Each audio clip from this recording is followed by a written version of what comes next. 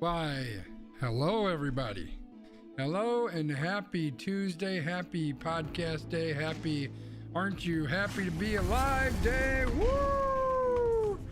Welcome in. Nick is here. Old man Wiggum's here. I don't have his sound turned on yet. Now I do. Brian is here. What's up, B? What's up, everybody? How you doing? Great to have you all join us again for another rousing episode of We Random, where there is a 99.999% chance of getting mad online. Or, I could do Steiner math, but I'm not all that familiar with the Scott Steiner promo where he talks about how he's in a triple threat and that gives him a 66.6% chance of winning or something. Yeah. I need to study up on my Steiner math. There you go. Yeah, I think the key of what I was trying to get to here is that we are probably going to get mad online. Probably, yeah. Wiggs, is this different playing music? So what I do is I've got a playlist of stream safe music. And I just hit shuffle, and whatever one comes up, that's the one that I kick off with. So yes, it's basically different every time, or it should be, unless it's shuffling to the same song multiple times, which maybe it does. I don't know, but yeah. So yeah, I think I'm all ready to go. B, are you ready to go? Do we want to jump like immediately in? I mean, we've got a really packed agenda. We do. We've got really good stuff to talk about. We do. So we've got a pretty beefy, see what I did there, random rankings too. So yeah, let's do it. Old man Wiggum shared the Scott Steiner math, the video there. Big Mike sent me that. He wanted me to use it as one of my drops, but I couldn't pull anything out of it that I really liked. So. No, I'll look through it, because that would be a fun drop too. Like that might be one where it's like you're the jump master and it's like, we got a 66% chance of winning. That might be good. Wiggs, thanks for the reminder. I did hit record. We've got a good joke, although I don't think Brian's gonna maybe get it because it's movie related. But it's funny as shit. What you trying to say about me? You trying to tell me that is this something that I need to go to my state legislature? I mean, you can if you'd like. I don't know that it's going to make a difference. I'm offended. I'm offended by this joke. Maybe. It makes me feel guilty about my privilege. You should. You should feel guilty, you son of a bitch. All right. You got drops for that language, sir. Yeah, you're right. Okay, I need to pick one of these things though, but I'm gonna do that one. So let's just do it. We're on 6-7, right? Let's 6-7. Do 6-7. Before we go, do we have Vince McMahon or do we not have Vince McMahon? We do not have Vince McMahon. No. Okay, then I won't throw to Vince McMahon. That's the only thing I needed to know. Sorry, I did not. Okay. I didn't get any new drops done. Okay. No worries. All right. Yes. Okay. I'm ready. Hello and welcome to not re-random. Yes! Re-random again, baby! We're not re-randoming this shit. Somebody clip that. That's going to be the open to our next re-random episode, which probably drops sometime in April when I'm working 12-hour days. All right. Here we go again. Hello and welcome to We Random, episode 67. We are recording this on Tuesday, February 1st. This is the crazy podcast where we talk about a lot of random stuff, and B will give you a little bit of intro onto that. But first, we're going to start off with a little bit of a joke. And B, I know that you're not a big movie guy, but this is a good one. So, what does Titanic and The Sixth Sense have in common? I see dead people. I see dead people. Yes, sir. We'll be back right after this. Almost Qualified Productions. Let's get crazy! Experts don't have this much fun.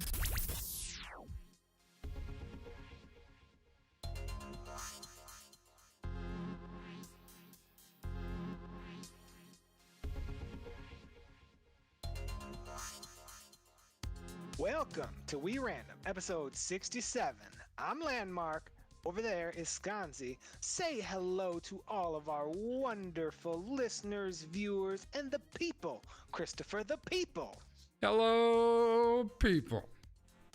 So, today on We Random, as if you are watching, you can see we have lots of topics on our wheel. If you are listening, guess what? We have lots of topics on our Wheel of Doom. We're going to spin that wheel. We're going to figure out what we want to get mad online about. And, you know, as Scott Steiner once said, we got a 66.6% chance to get mad online. So we're going to do what we can do. But before we do that, Skanzi, do you have any words of wisdom for the people that were not given to us by the wonderful Mr. Rhythm?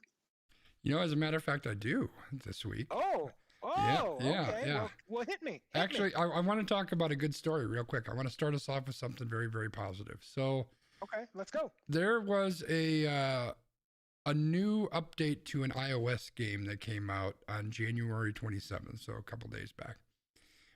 It's this game called Joe Danger, and it's kind of a cool game. In fact, it was one of the first games that I got on my iPod Touch way, way, way back when. And this is a game that that really is just kind of set idle, right? It was released and then it just kind of sat there and whatever. And it turned out that iOS, like, they start to remove older games as they, you know, sit there for too long, or if they don't get updated, whatever the case may be. Well, this game ended up disappearing, and a fellow wrote in to the developer and said, hey, let me just tell you a story. And I'm not going to read through this whole thing. It's definitely worth you going to take a look at. But essentially, this is a story about his son, Jack, who is 8 years old, and he's autistic. And this game became a safe haven for this boy, Jack, in ways where this was also used almost kind of like a reward type of thing. Hey, Jack, if you're really, really good at dinner, we can get some Joe Danger time, whatever the case may be. Him and his son would play Joe Danger together all the time. So this was not only a super, super special father-son bonding situation, this was really a super huge coping mechanism for this boy who has autism. So this man wrote in and he just said, hey, this ain't going to do anything, but I just want you to know this is how we use the game. This is how it's so important to us. And it'd be cool if, you know, something happens so that we wouldn't lose that, because I don't know how my son's going to react to that. And they updated the game, and they put out a tweet that said, hey, we've got this new update, we're relaunching it, all of this. And the entire thing is because of one fan mail we received. And then they followed that up with the letter that they got from this guy. I mean, this is the kind of stuff that I live for, right? Like, this is people taking care of other people. This is what's important in life, right? There's so many things that we deal with. Like, I'm sure, obviously it costs them money, right? They had to spend money to do this. Will they ever recoup that money on this game that's like 10 years old or something? Maybe, maybe not. But they did the right thing. And I think this is a fantastic story. That is quite the positive point there, Skanzi. I like the start of that story. I like the context of that. So that is a very warm way to start the podcast. Any other thoughts on that one? Not on that one, but I think we're going to go extra random again and decide to not spin the wheel, because now we're definitely going from the opposite spectrum of that's a positive point, and we are going to a very not positive well, I point. mean, there's some positives to it, potentially. It's true. There's definitely positives, but the allegations are not positive, is what I'm saying. Very, very true. So, loyal listener, loyal viewer, we are reacting to the recent news that Brian Flores, who is the former Miami Dolphins head coach, has filed a class action lawsuit against the National Football League, alleging that the NFL remains rife with racism, particularly when it comes to the hiring and retention of black head coaches, coordinators, and general managers. The lawsuit claims that when black candidates get hired for head coaching positions, which is a rarity, they are discriminated against in connection with the terms and conditions of their employment and compensation, and they are terminated at a far higher bar than less successful white head coaches. So this lawsuit has a lot of details, and there's a lot of stuff that I have written up here. But the things that you, loyal listener, loyal viewer, may have seen in the media include this man saying that his owner, Stephen Ross, I believe is the name of the gentleman, was trying to get him to tank, and it was like, I'll pay you $100,000 for every game that you lose.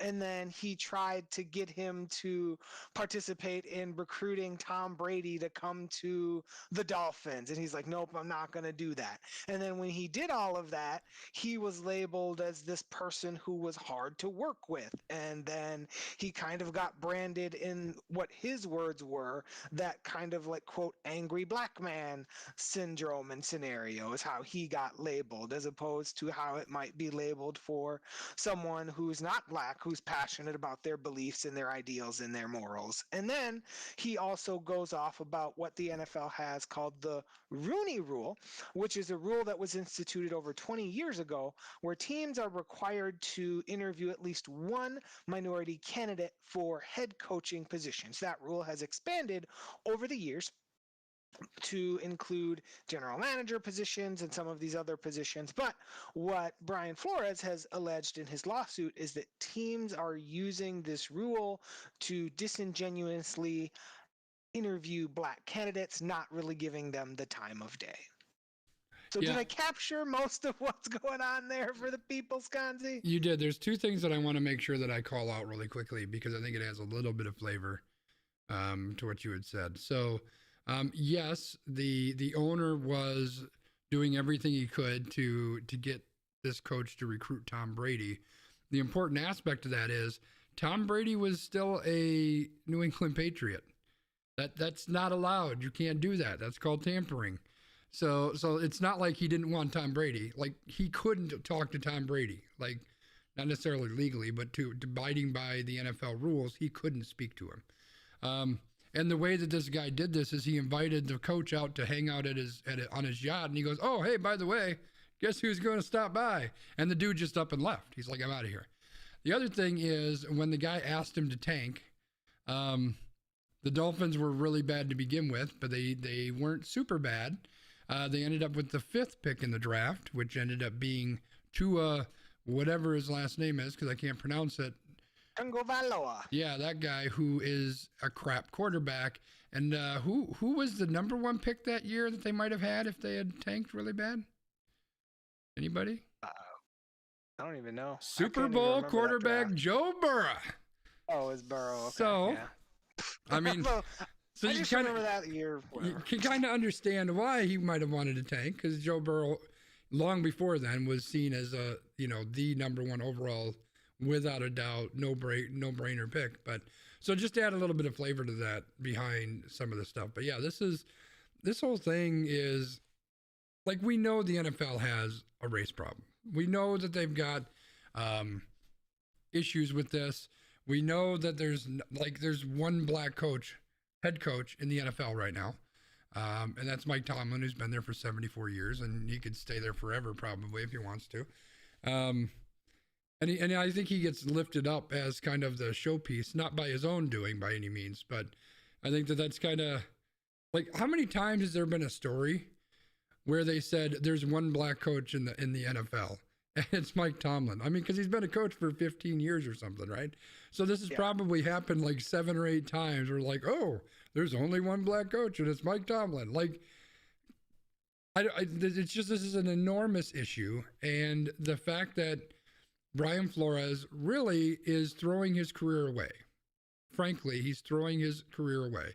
He's not going to coach in the NFL again, almost guaranteed. But he's doing this not for him. This isn't for him. Like, don't for a second think this is for him, because I would be shocked if he thought this was for him. This is for equality. This is doing what's right. This is standing up for other people that are not being treated fairly. And somebody had to do this at some point. Now, is it going to turn into anything? I'm very pessimistic about that because the NFL is a multi-billion-dollar company, and they're going to hire multi-billion-dollar lawyers, and they're going to crush this. And, even if they end up losing, it'll be like Rooney Rule Part 2. You'll have to interview, your first interview person will have to be a person of color or something stupid like that. But yeah, this is big news. Right. I mean, it is. And so there's a lot of context in this lawsuit. Like, I actually read through the document, and they really break down, okay, here are how many coordinators there are, here are how many head coaches, here are how many GMs. And it's kind of funny. We have a different story on this wheel, which was like the exact opposite spin Right. on this story prior to, this coming out, which is like, hey, look, 2 teams just hired minority general managers. The NFL is making so much progress. But then it's like, you look at these numbers and you say, well, based on what they're reporting, if 70% of the players are black, why are there these so very low percentages when it comes to coordinators, head coaches, and general managers? So what I thought was really interesting were the things that Brian Flores asks for in this class action lawsuit. He asks for the following: to increase the influence of black individuals in hiring and termination discussions for GM, head coach, and offensive and defensive coordinator positions, to ensure diversity of ownership by creating and funding a committee dedicated to sourcing black investors to take majority ownership of NFL teams, to ensure diversity of decision making by permitting select black players and coaches to participate in the interview process for GM, head coach, and coordinator positions. It also talks a little bit about increasing the objectivity of hiring and termination decisions, and kind of looking at writing out rationales for why things are happening, whether it's personality or performance or things like that. So, those things I actually really liked out of this, where I felt like a lot of the other things in this lawsuit are things that, are they the things that we might talk about as like systemic racism? Yes. Are these things that are targeted at specifically Brian Flores, like you, a person?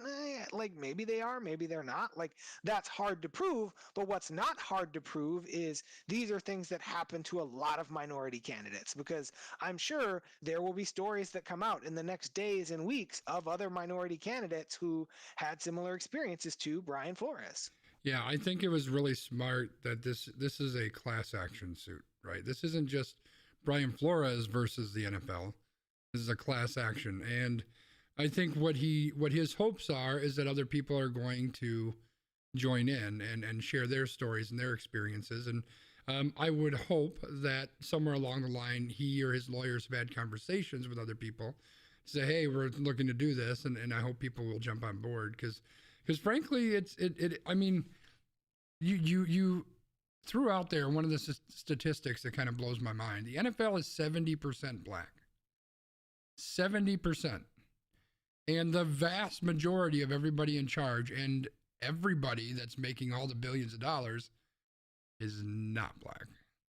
Like, they made a comparison to slavery, and I don't know, you can take that or leave it, I don't know, but I think the fact that you're looking at 32 and change very rich old white guys who are making a buck off a bunch of young black guys who are putting their lives in danger, really, their bodies and their careers and their longevity and all that. I mean, I can understand the comparison, and really I think he's kind of piggybacking a bit off of Colin Kaepernick, right? And that whole Colin Kaepernick thing might give him a little bit of cushion, right? Because everything blew up. Even old man Wiggum didn't like that comparison. Everything blew up when Colin Kaepernick made that comparison. The NFL draft is like slavery. And so that might cushion these comments to some degree. So I don't know. We got a long way to go before anything comes of this, if anything comes of it, before they go to trial or anything like that. But I suspect that we're going to hear a lot of stuff in the coming weeks and months and years, because I think we're going to hear more about other people who are coming forward and sharing their stories and that kind of thing. Yeah, and I think just to wrap this up, to give another piece, like you said, that adds a little spice, what it seems like kind of may have tipped the scale for Flores is he got a text message from Bill Belichick congratulating him on the job when really, so he had been offered an interview with the New York Giants for their head coaching job. And Belichick texts him and says, "Hey, congrats, I hear that you're the guy." And then he's like, "Wait, I messed this up. They're actually hiring Brian Daboll, who is white." Now, again, like if we're trying to compare, resumes, Brian Daboll was the offensive coordinator for the Buffalo Bills, who were in the, what should have been the AFC Championship game, right? Like they should have been in the AFC Championship game had their defense been able to make a stop with 13 seconds left, right? Yeah. So like that guy has done good things. So again, apples and oranges, right? Like we're comparing some things, but I think there's something to be said that, Brian Flores gets fired with the way that the Dolphins performed, or, the guy from Cully from the Texans gets fired after one season, yet guys out here like Urban Meyer don't get fired until he kicks a kicker, or John Gruden doesn't get fired until people figure out, oh, he used the N-word 10 years ago, right? Like that says something, doesn't it? Yeah, Like, I think the thing that's the kicker with the Belichick thing is they decided who they were hiring before Flores even interviewed. So I don't know if they interviewed other minority candidates. I don't know if you looked that up, B. I know you had mentioned that, but like yeah, they claimed. So Flores claimed that he was the Rooney he candidate. was the Rooney guy. So he was the guy that in order to abide by NFL policy, he had to be interviewed. Yet they had made their decision before he even interviewed. Like they had made their decision so strongly that fucking Bill Belichick knew who was getting hired. Like they already know this is our guy. And yet this guy who's 3 days away, according to Wiggum, I don't have the time frame at hand, but days before he interviews, they already know who they're going to hire. They're just bringing him in so they can, hit that checkbox. That's it. It's a waste of his time. It's a waste of his energy. It's just a complete waste. And it's making a mockery of what this rule was intended to do. So yes, hold their feet to the fire, man. That's what I say. Yeah. How about we spin this wheel, B?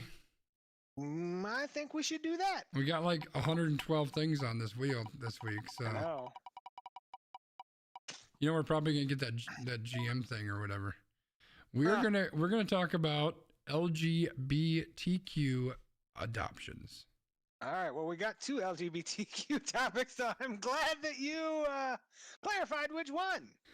So we are talking about the state of Michigan. Faith-based adoption agencies that contract with the state of Michigan can refuse to place children with same-sex couples under a proposed settlement filed in federal court months after the U.S. Supreme Court ruled for a Catholic charity in a similar case. So, under this settlement, Michigan cannot terminate or block the renewal of a faith-based organization, St. Vincent, because the agency does not approve a same-sex or unmarried couple as foster or adoptive parents. So basically, this state was maybe trying to say, no, we're not going to work with them. We want to be more open. And the court says, nope, you can't do that. You have to basically maintain this contract that you have. That's kind of what I'm interpreting this to be. So am I interpreting that correctly? Yeah, I was just trying to look it back up, but the news article isn't pulling up for me, so that's not working very well. Yeah. So basically, what I'm getting out of this is that the Supreme Court has set a precedent that people can be discriminated against based on their, LGBT status as to whether they would be suitable, parents or not. Is that? Yeah, that's basically what it is, accurate? Right?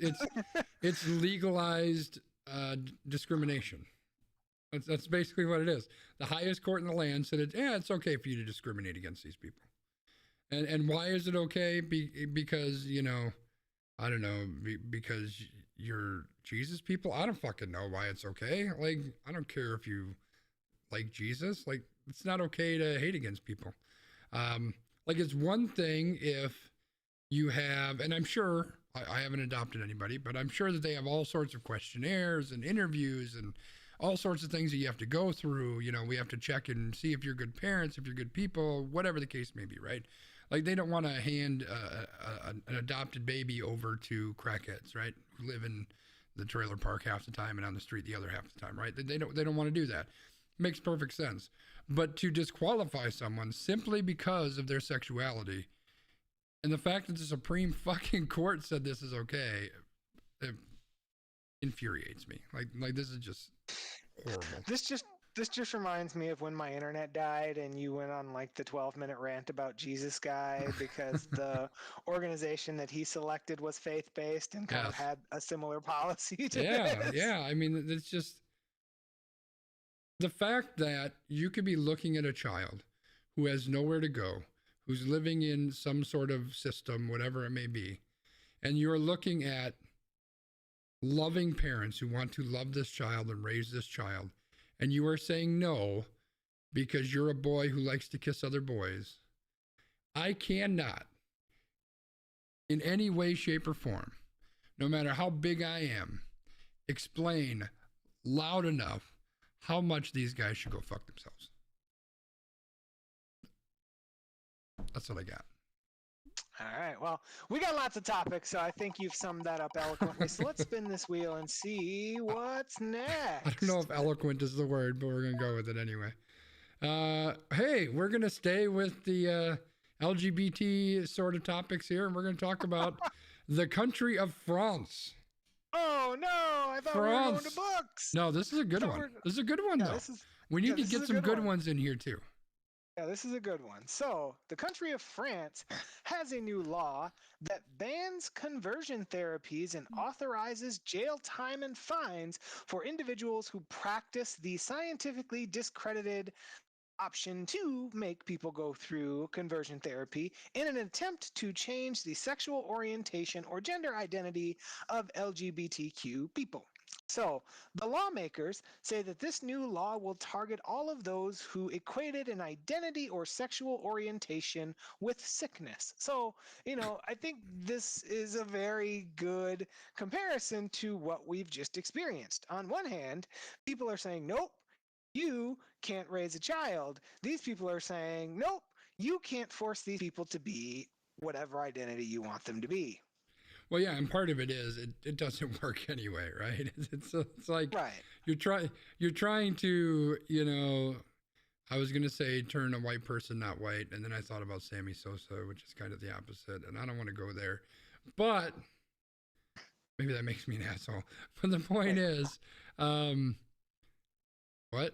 I don't know. I was confused. Like, I trying to turn a white person not white. I think I know what you were trying to say now. Okay. Yeah, like you're trying to change something you can't fucking change. That's what I'm saying, B. Like, right. You can't change it. You can't force somebody who's gay to not be gay. Just like you can't force someone who's not gay to be gay. It's just not how it works, man. It just doesn't work that way. Like, and then on top of that, it's fucking discriminatory and fucking stupid. So, yeah. We're doing something kind of right. I mean, it's 2022 before it happened, but better late than never. America. And it's not. Well, that shit's never gonna fly here. All right. Oh, Jesus Christ! Do we have to talk about this son of a bitch? Uh-oh. What do we got? What you got for me? Ron Johnson. All right. So we've got like 8 candidates for the Dick of the Week. Do you want to give it to Ron or do you want to keep it in your pocket? We're just going to give it to multiple people. Dick of the Week. Oh, that's too quiet. But yeah, he's definitely a Dick of the Week. So, Wisconsin Senator Ron Johnson argued against government efforts to make childcare cheaper for parents. Ron Johnson says people decide to have families and become parents. That's something that they need to consider when they make that choice. Johnson continued, I've never really felt it was society's responsibility to take care of other people's children.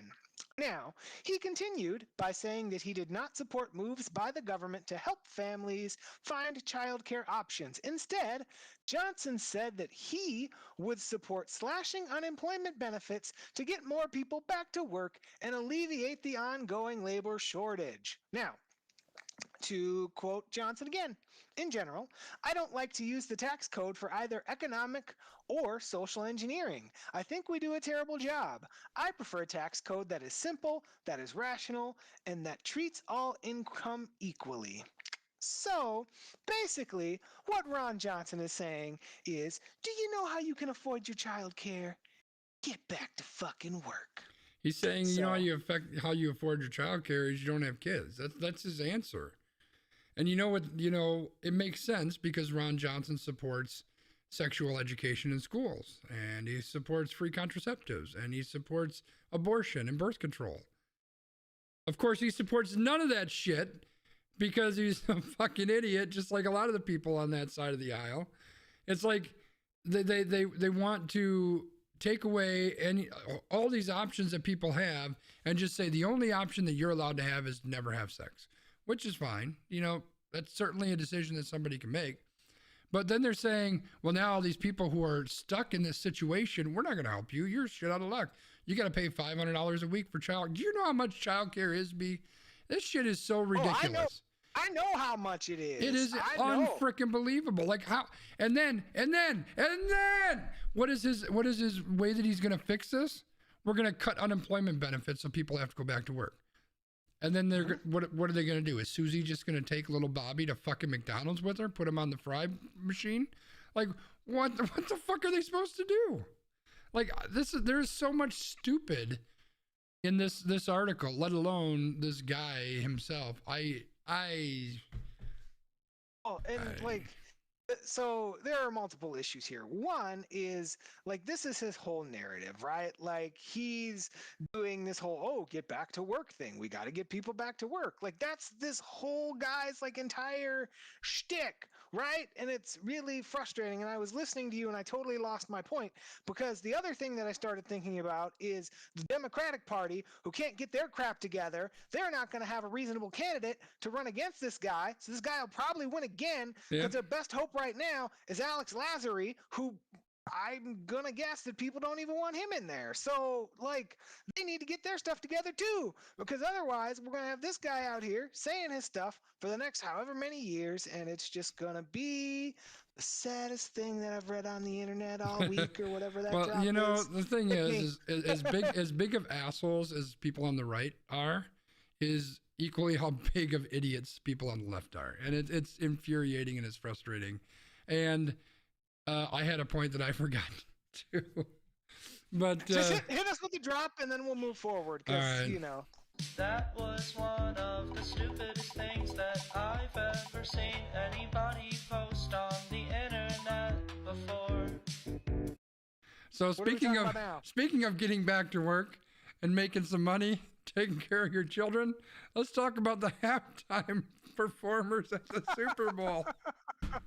All right, so speaking of, hundreds of fans will pour onto the field when the hip-hop dream team, Snoop Dogg, Mary J. Blige, Dr. Dre, Eminem, and Kendrick Lamar, perform doing the Superb Owl halftime show. Yes, I said Superb Owl on purpose. It will make like 3 people laugh. Now, I have no idea what that means.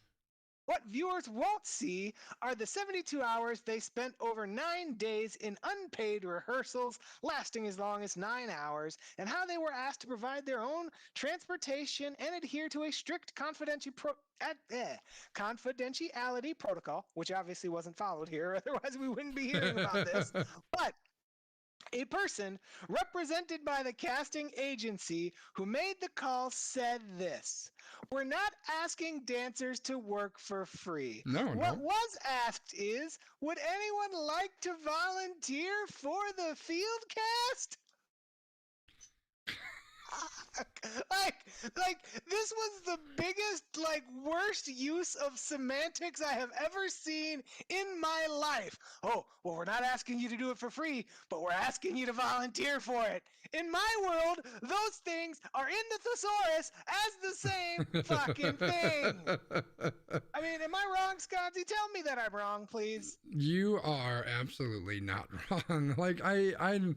This is just ridiculous. I mean, clearly they spent their entire budget on Eminem and Dr. Dre and Snoop Dogg and all these other people, right? Like they didn't have an extra $12 to give these dancers or something. I don't know.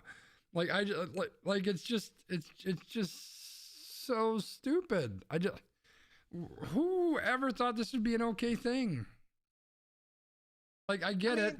Like we talked about this a little bit this weekend, right? Like I get, you see this online all over the place, especially in the creator space that I'm really not in. I just do podcasts, but everybody wants something for free. Like, hey, if you'll do this thing for free, then you know what? I'll put your name out on my Twitter feed. I have 7 followers, so that'll really be good. You can definitely afford to put your kids in childcare with that, 7 followers looking at your link. And is that what this is? I don't know, but it's stupid. Like, you can't ask people to basically, it's a full-time job for a couple weeks, right? Didn't you say it's like 80 hours or something? 72 hours, yep. So it's basically a full-time job for 2 weeks. 2 weeks of rehearsal. So what are they going to do? They can't work their regular job. So not only are they not getting paid here, now they're not getting paid at the regular job, or they have to use vacation time, or like, it's just so stupid. How can you expect somebody to do that? It's another example of all the stuff that we're seeing of people who live in the fucking clouds, like Ron fucking Johnson. They live in the clouds. They don't see, what real people deal with and what real people have to deal with. And they just have absolutely no compassion for anybody. It's just stupid. Like this is the whole thing. Like I texted you today because I was listening to a podcast about inflation, and it was talking about how, more than like 60% of what we're seeing as inflation right now is because companies took additional funds to their bottom line from what they made last year, right? Companies are taking these funds, and instead of passing that extra on to the consumer and not raising prices on them, they're raising those prices and raking in the bank, right? Yeah. And like, that's how this is going here. It's like, oh, well, we're just going to ask you to do it for free because we can't even pay you $7 a hour to come and dance for us, right? Like, this is the whole like, oh, well, you got to do an unpaid internship culture. Like, come on, man. Like, people need to eat. Like, I can't feed my family by being able to pull up the YouTube video of myself and pointing at this little bitty pixel in the corner and saying, do you see that little pixel? That's me. Well, and it looks like, what the way that the people in charge of the show kind of sold it was you basically just need to run on there and be an audience member. Which, fine, anybody can do that. Like, you're going to give me free access to an Eminem, Dr. Dre, Snoop Dogg concert? Like, hell yeah, let's do that. But why the fuck do you need me there for 72 hours over 2 weeks to know how to go to a concert? I've been doing that my whole life, So obviously, why do you need to give me certain steps to do or certain things to say? See, now you're asking things of me. This is more than just that. And you know what? Even if they try to sell it, if they want to sell it as, hey, you get free access, you're going to be on the floor for this concert, that's a pretty cool thing. But you have to sell it that way. You don't just say, oh, you're doing it for free, right? Like, at least try to sell it. They didn't even try to do that. It's just, yeah, or if it's like, hey, you get free, you get to be at the Super Bowl, which is a value of X number of dollars. Exactly. Right? Like going to the Super Bowl is it's incredibly expensive too. So, yeah. Right. All right, we're getting a good story this time, B. I'm putting it into the cosmos. Good story, good story, good story. Fucking Jeff Garcia. I mean, in some ways, we kind of got a good story out of this. The way it ended is pretty good. Because Jimmy Garoppolo proved Mina Kimes correct. But former 49ers quarterback Jeff Garcia is trying to instigate drama with ESPN analyst Mina Kimes for saying her piece about 49ers quarterback Jimmy Garoppolo. Kimes likened Garoppolo to the kid who got an A in a class project while doing none of the work, in a take that's not particularly novel among the sports and Twitter media. In a now deleted Instagram tirade, Garcia, who played in the league from 1999 to 2009, called Kimes out for not having done any minutes on the field. He then proceeded to call her a joke. So basically, Jeff Garcia Garcia went into the old bag of tricks that, people who do this kind of thing do, where he went, well, you never played the game. How do you know what it's like to be out there? You don't know what the intestinal fortitude is to be out on that field and almost get sacked and then take your arm and then turn it sideways and throw the ball up in the air and go, whee, and see it get picked off by that Los Angeles Ram. You don't know what that's like, but Jimmy Garoppolo knows what that's like because Jimmy Garoppolo did that on Sunday. Yes, he did. So, it's that old, busted take of, you can't talk about this if you've never done it, right? And it's not like Mina Kimes is just, some random person who just walked out of journalism school. She's been around for a while. She's done the whole, earn the respect, earn your stripes, all of that. So, dude just coming out and being like that, he was just being a dick. Yeah, 100%. I don't know who Mina Kimes is. I have no idea. Old Man Wiggum is a very big fan, it appears. I have no stake in this game. I don't know who she is, but clearly from what little bit I've read, she's a highly respected reporter, and she's somebody who knows her stuff. And just because you didn't step on a football field doesn't mean a goddamn thing, Jeff Garcia. Because also, just because you did step on a football field doesn't mean you know what the hell you're doing either. I mean, all you got to do is just watch a football game that Troy Aikman's talking about and then watch a football game that Tony Romo's talking about. And you can see the difference is very staggering. But here's the extra part that's the best is after Garcia went after this woman and tried to trash her and he was being a dick. And then Jimmy Garoppolo's great. You don't know what you're talking about. You're an idiot. After the old Jimmy Garoppolo game this last weekend, Jeff Garcia's Instagram instantly, magically went private, and his Twitter account got deleted. So clearly he is a man who knows how to stand up for himself, and he knows what's right. So, I just want to say to you, Jeff Garcia, the wee random dick of the week.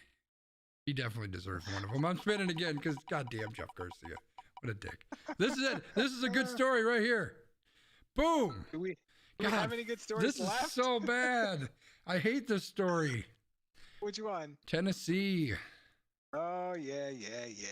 Well, the McMinn County School Board in Tennessee has voted to remove the Pulitzer Prize-winning graphic novel Mouse from an 8th grade language arts curriculum due to concerns about profanity and an image of female nudity in its depiction of Polish Jews who survived the Holocaust. The book's author said that he suspected that the members were motivated less by the mild curse words and nudity and more by the subject of the book, which tells the story of his parents' time in Nazi concentration camps, the murder of other Jews by Nazi, and his mother's suicide when he was just 20, along with his relationship with his father. The district says that it removed the novel from the school because of its unnecessary use of profanity and nudity and its depiction of violence and suicide. The board felt that the work was simply too adult-oriented for use in school. Now, keep in mind, these people are 8th graders, which means that, in theory, should all be, teenagers at that point, right? Yeah. Because I'm bad at math right now, so I'm not going to try to do that math. But typically, that means that these people should be in that 13 to 14 range, right? Because if you're 18 I think when somewhere you on graduate, here I saw 12 to 14. Somewhere. 12 to 14. Yeah. So 12 to 14-year-olds, right? So, I feel like this is a little bit of an epidemic right now. We've got another story on here about books. I think we've got 2 stories on here about books, actually, where there's this soft, quiet censorship of books saying, oh, these are too advanced for children. Children don't need to learn about these. Children just need to know nothing except for hand holding and kissing when they're, 12 to 14. They don't need to know that suicide exists. They don't need to know that violence exists. This, I am incredibly frustrated but I will save my frustration for my extra point because I feel like I have a very eloquent way of handling this. So instead, Sconzi, I'm going to take my little toy. I'm going to whoop, whoop, whoop, whoop, wind you up. Go! Get him! You know, I don't. I'm staring at the article, and there's a quote here, and I think this is the most eloquent way of saying this. I think it really hits the nail on the head. I think that it brings to light exactly what we're dealing with people like this. I'm going to use that phrase. And this is if you click on the link there, there's a tweet from Neil Gaiman. I hope I'm saying that right. He's an author. And his comment is, there's only one kind of people who would vote to ban mouse, whatever they are calling themselves these days. And I think you can probably make that connection. And I see a lot of truth there. I think we're dealing with people who,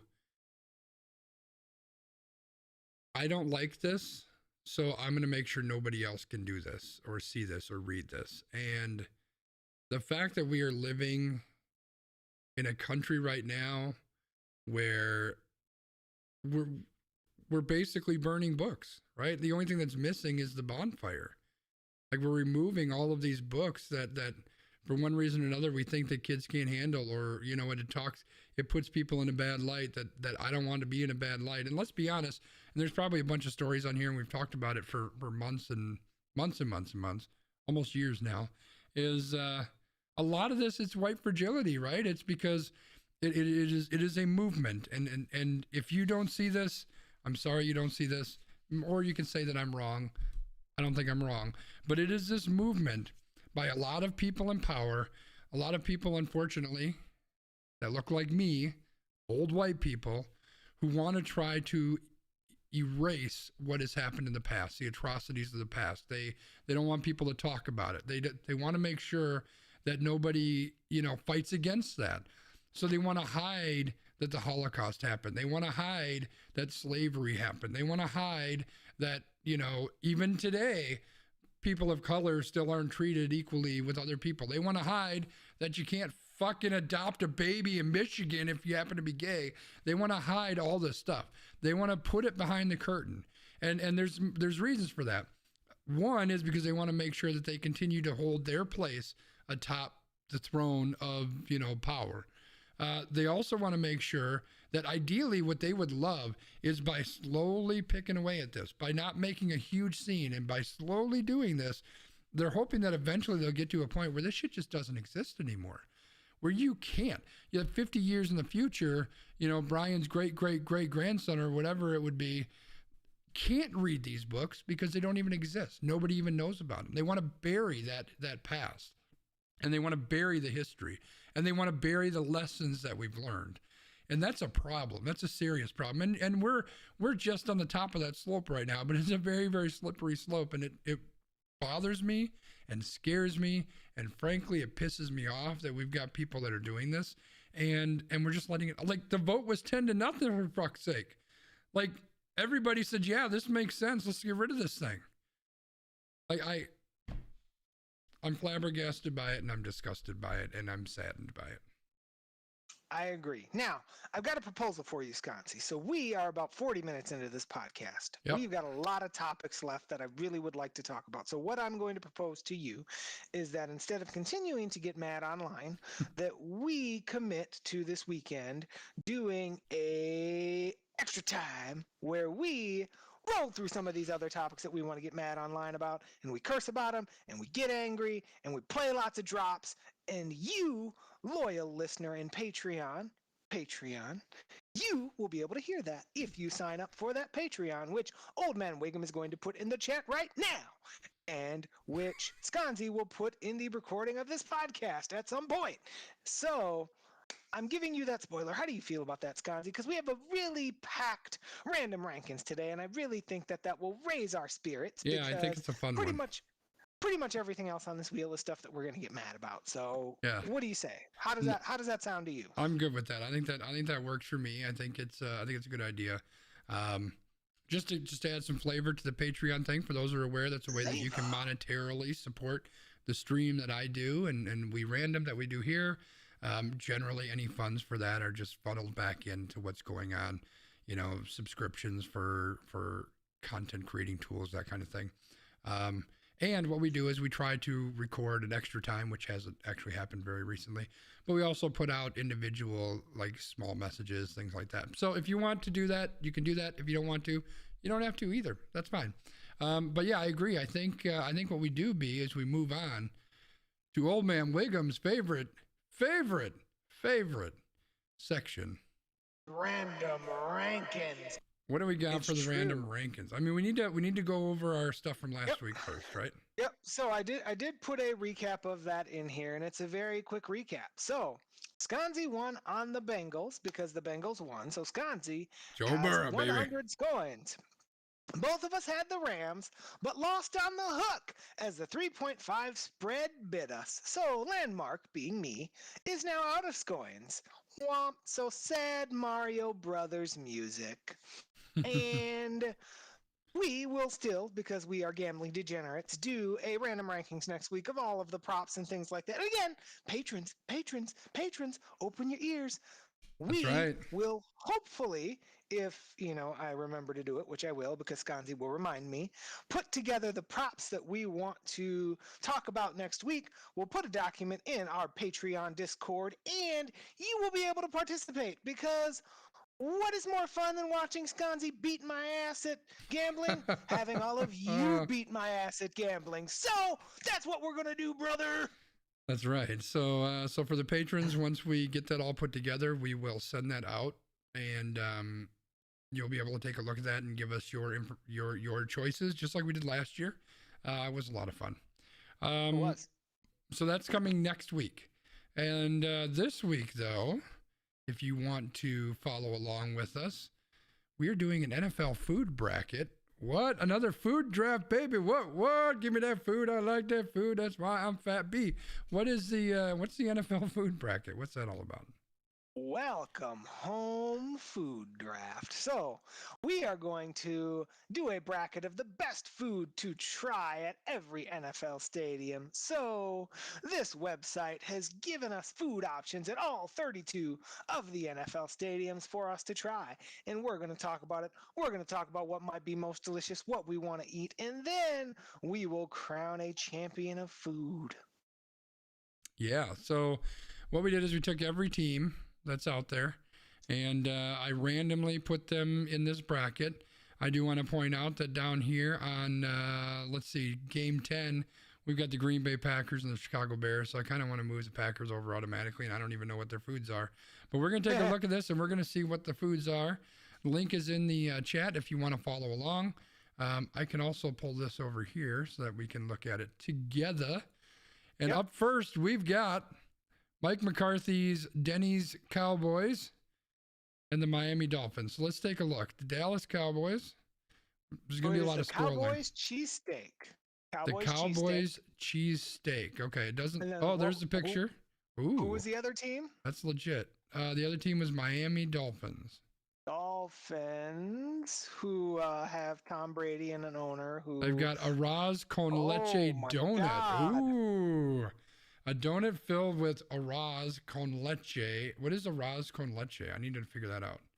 And topped with dulce de leche and powdered. What the fuck? We're gonna. That sounds delicious. Is what that sounds like. Mexican rice pudding.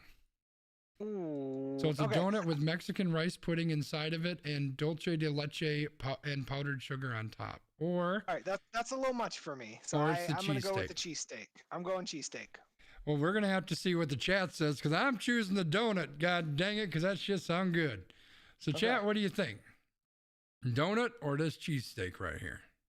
I mean, it sounds delicious. It just sounds like it's a whole lot going on. You eat it at the end of the meal, B. It's your dessert. Miami, because Mike McCarthy screws up everything. I like it. You know what I do with desserts. Come on now. That's true. You know how I roll. Emily said cheesesteak. All right, well, we're going to give it a 5-second countdown, and then we're going to have to pull out the old randomizer.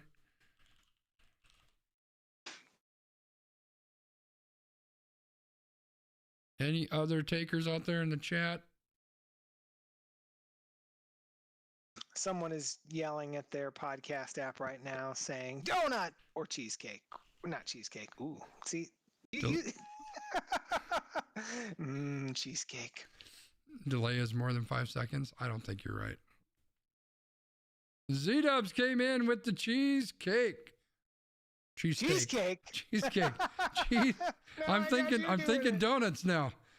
I'm thinking right. dessert. All right, so Dallas Cowboys move on. If this is gonna let me move them on, like, come on, what are you doing? Do I just click on them? What do I do? All right, Dallas. All right, what do we got?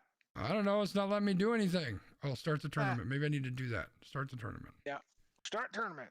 All right, here we go. Report score. Shut up. Miami. No, Dallas Cowboys. Verify the winner. Dallas Cowboys. Submit score. Okay.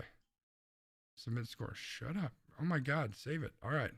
Houston Texans and the Philadelphia Eagles.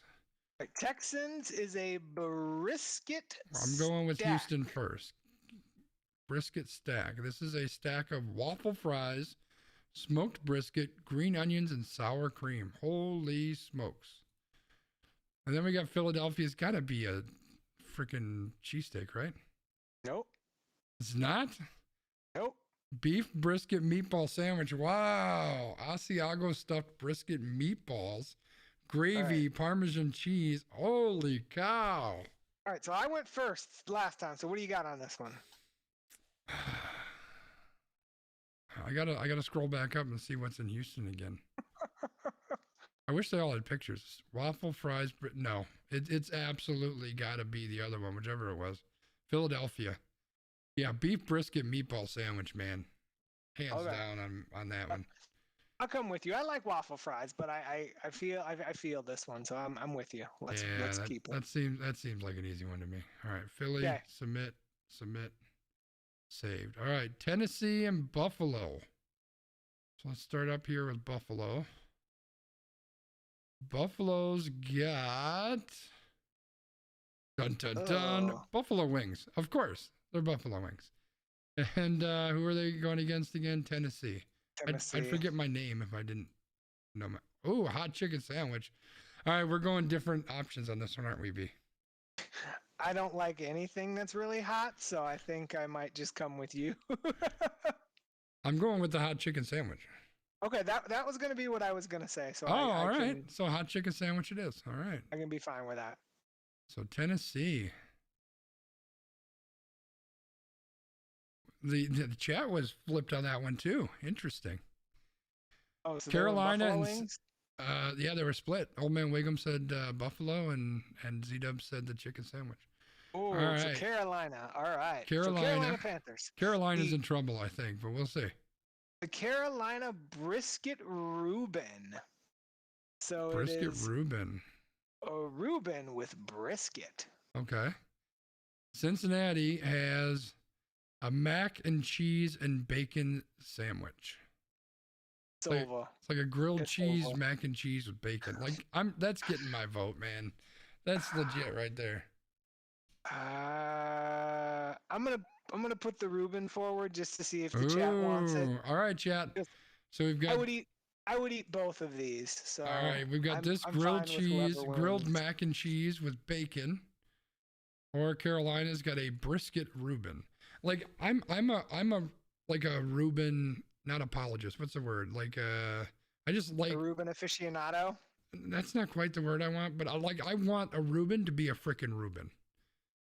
Like it just like don't play around with my Reuben. You're a Reuben purist, is what you're saying? That's the word. That's what I want. Yes. It looks like Cincinnati comes through 3-1. Right. Cincinnati, big time. Oh. Cincinnati. All right. Who picked the Reuben? Emily is on your side. I was gonna say Emily is I saw what you were cooking out there, so I can game respects game there. All right, Seattle and Washington. Seattle is the colossal dog. What the fuck is that? It's a 2-foot sausage topped with jalapeno, sour cream, queso, and green and blue tortilla chips all inside a loaf of French bread. A loaf of French bread. I just want to say I love hot dogs, but I'm almost guaranteed picking whatever Washington has at this point. Washington Why has a is that? crab cake BLT. Oh my God. I have to pick the sausage because I don't like crab. Oh, it's Yeah, horrible. we're picking the sausage. Oh my God, the sausage wins. Oh man, how is that possible? Oh God. I mean, that's it's almost amazing. guaranteed to lose in round 2, though. I don't know, maybe. The Unless Chargers and the it, Steelers. All right, what do we got? Los Angeles Chargers chicken tinga nachos. Okay. So the nachos topped with green onions, black olives, chopped tomatoes, sour cream, pickled jalapenos, queso, and salsa macha, just salsa from Veracruz, Mexico. Nice. Who was the other one? Because I forgot already. Pittsburgh. Steelers have the Emperor. Now this is a burger. The Emperor burger comes with shaved kielbasa, a fried egg, Swiss cheese, onion, bacon, sauerkraut, and Heinz Field secret sauce. B, you know how I am with my burgers, man. I feel like you are a burger purist, though, too, right? I just like burger. Like, it has to be a good burger, though. Not like that crap that the Brewers were serving. So I'm going with Pittsburgh. I mean, you know what? Let's think, like, this is at a game, right? Yeah. Like, burger at a game is not as good as nachos. I got to go with the nachos. I'm changing my mind. I'm going nachos. Nachos. Let's do it. Yeah, I got to go nachos. Yeah, let's do it. And by the way, the nachos are totally going to kill that giant ass fucking stupid. Hot dog. Yeah. Nice. Atlanta and Indianapolis. So we're all the way to the top for Atlanta. Atlanta Falcons. The fan first menu. This one almost loses automatically because it doesn't really tell you what it is. It's basically like the discount menu. Yeah, like, it is. Like old school, like If you want, you can get a salad for $3 or something. if you want to save money, like, yeah, that's pretty much automatically a loss in my mind. I mean, Indianapolis, before I go down there, Indianapolis has to really, really, really screw this up to not win. I'm just going to say that. Buffalo chicken tachos. Done. Indianapolis, 100%. Sure, let's do it. Yeah, it'll lose. come on. It'll lose for me later, but that's I know. future Brian's problem. All right, Indianapolis is moving on. We got the Vikings and the Browns. All right, so the Browns have it's potato skins with Trey Monster potato skins. and mushrooms and a bunch of stuff that I can't pronounce. So Bechamel sauce, bechamel, green onions, and potato skins. That's kind of legit. That's a cool football food, right? Like potato skins. Right. Yeah. Let's see what they got over there in Minnesota. Fried chicken. That looks like really good fried chicken, man. It does. But here's the thing. This is at a football game. This shit is going to be all over me. It's going to be on my cheeks. It's going to be in my beard. It's going to be on my lap. It's going to stain my shirt. And it's the Minnesota Vikings. I'm going with the potato skins. All right, let's do it. All right, potato skins. Browns. I agree, Wiggs. I think potato skins, that's a really cool, like, audience or whatever, like, sporting event food. I think that's a really cool idea. The Raiders and the Broncos. Wow, we got a division rival Divisional here. matchup. The Denver Broncos have the Federal Boulevard Burger. With a nod to the local and colorful street, this burger is topped with pepper jack cheese and green chili chutney. Okay, interesting. I'm not in love. It's a little bit pared down, which makes it a little bit easier to eat, right? That's helpful. We said the Raiders, right? Yes. Dude, this is done. Like, I don't care. Look at this fucking burrito. I will fight. It's over. It's got to be the burrito, right? Like, look at that thing. It does. It's already like stop. It's already dead. That's why they need. That's why they all need pictures. All right, I'm gonna save this one. Can we save this one? No, let's do it. I'm a little bit scared that we're gonna lose this to the fucking Bears. All right, so the Bears. I will read you what they have. Bears chili. So There it is. apparently it's chili. And then our Packers have brat in a blanket. Also done. Brat in a blanket. Brat Let's go. wrapped by melted cheese curds topped with beer mustard and a pretzel bun. What? Where have you been my whole life? Oh, it's so good. All right, let's do it. Sorry if you're listening, Jeff. The Bears lose again. All right, we got Tampa Bay and Jacksonville. So let's start with Jacksonville right here. Neither of them have quarterbacks. Ching. Jacksonville has street tacos. 2 beef or chicken tacos topped with sweet onion, cilantro, queso fresco, and fresh limes. Ooh, you killing me, Tampa. Killing me. Which one was that? That was Jacksonville, and now we need Tampa, right? Yep. Got Tampa. the Cuban sandwich with the plantain chips. Oh. So, as if the Cuban's not enough, they give you plantain chips? What? The Cuban's enough. Yeah. Cuban is enough. Cuban might run the table with We the had a plantain couple chips. Florida teams. I didn't even notice that. So now we got the two teams that didn't make the Super Bowl, Kansas City and San Francisco. Oh, we're doing rice-a-roni? Apparently. Kansas so City has the Arrowhead barbecue stack. Cooked brisket, corn, sweet potatoes, cheese sauce, and waffle fries. And who are they playing? San Francisco? San Francisco, which is Chicken Guy. Which is Chicken Guy. more chicken. Guy Fieri's Chicken Guy serves some of the best fried chicken. I gotta go with the stack. The stack sounded delicious because you got the waffle fries, you got there's a lot in there that sounds delicious to me. I'm going with the stack just because San Francisco had the audacity to not have rice-a-roni. Detroit and the New York Giants.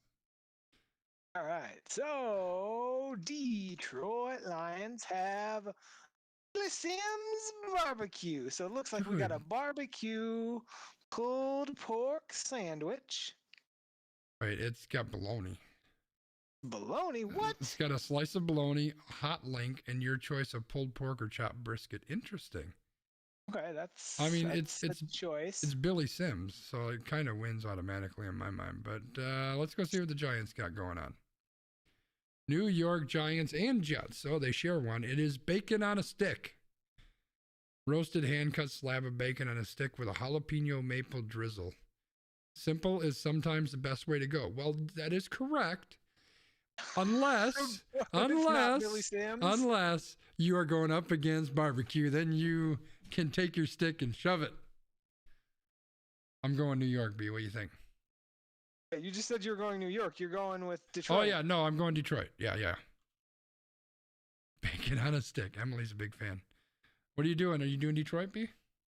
I'm going with Detroit. Okay. We've been on the same page for most of these. It'll get interesting after we get done with the first round. Arizona, New Orleans. Do you want to read New Orleans? I'll get Arizona. All right. Holy so, shit. New Orleans Saints have alligator sausage po' boy with Creole mustard. It says the dish is Louisiana in every bite. Alligator sausage po' boy with Creole mustard. Interesting. That is up against the 22-inch, 1-pound, all-beef hot dog called the Fourth and Long. I feel like this is how we started this entire random rankings because you were like, what? I'm in. Old man Wiggum says, Arizona, I don't even care what New Orleans is. I'm voting for the alligator. Ooh.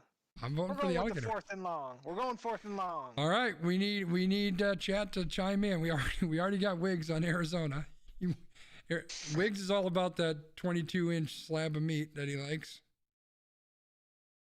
It does look pretty good, but man, that's a lot of goddamn food. I mean, it's not a whole thing like the Seattle one. Yeah, that's true. All right, we got a split vote. And it looks like New Orleans is winning. Okay. Emily and Z-Dubs took New Orleans to the promised land. Okay. See you. I'm intrigued by the alligator sausage. That intrigues me. All right, Baltimore and the Jets. We know the Jets is bacon on a stick. Bacon. So do we just automatically move Baltimore and their? Ooh, I'm going bacon on a stick, baby. Uh-oh. Baltimore. It must be seafood, They've right? got crab tots.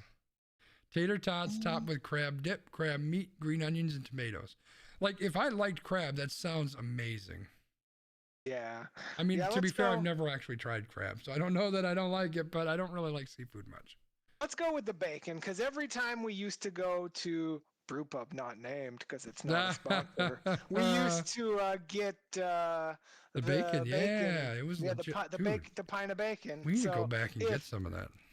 if Brewpub, not named, wants to sponsor this podcast, I got you.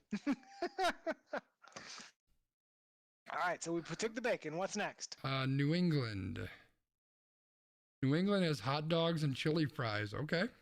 Okay, That's very legit. simple. That's legit. And Legit. then the LA Rams. Super Bowl LA Rams.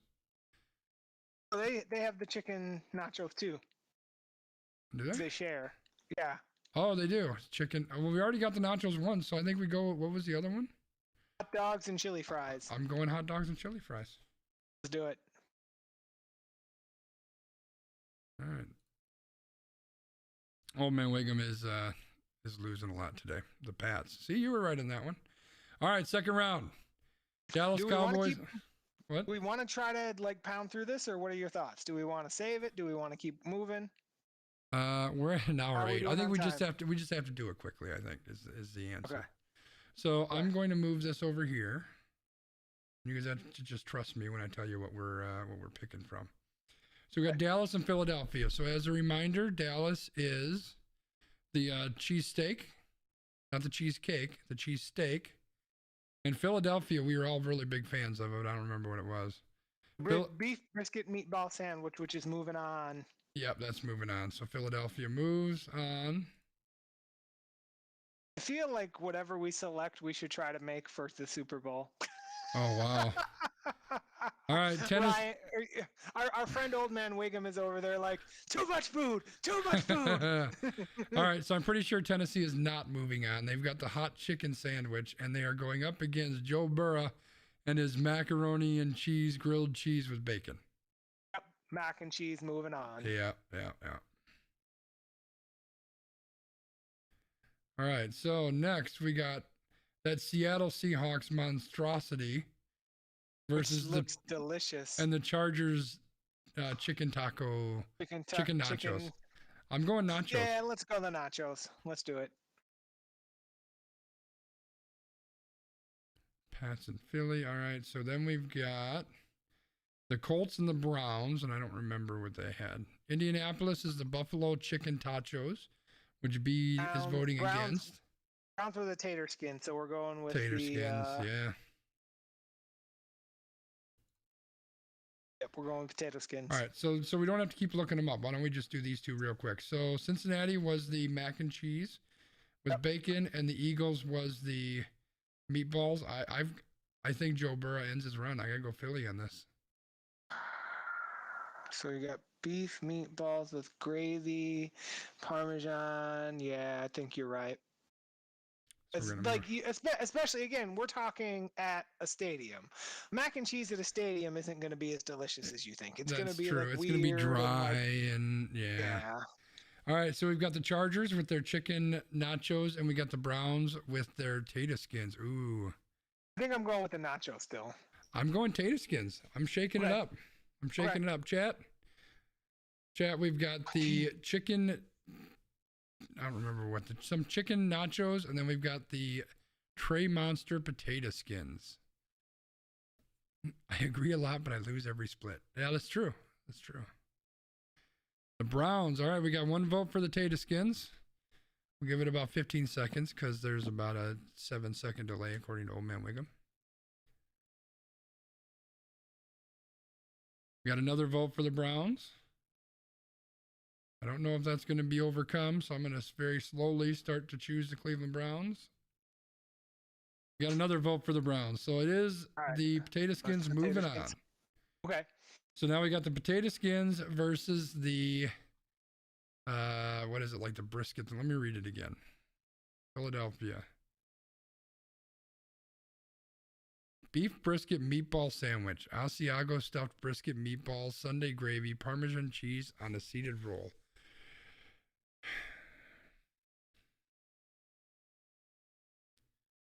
Are you going with Philly on this one? Yep. I'm really torn. So I think, I've really been sticking with the keep in mind you're at a football game thing. Potatoes. But I can't do it. I got to go brisket. I can't do it. I got to go with that brisket, man. That just sounds too amazing. Browns win it all. Unfortunately, not, old man Wiggum. The Green Bay Packers have the brat in a bun or in a rolled up cheese curd or some shit. And the Raiders have this freaking thing.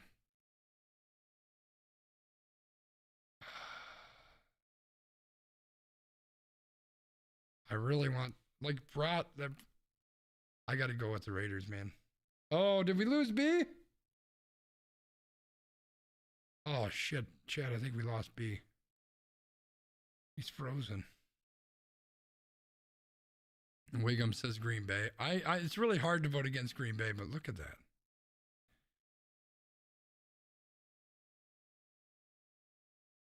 I do not care what that thing is.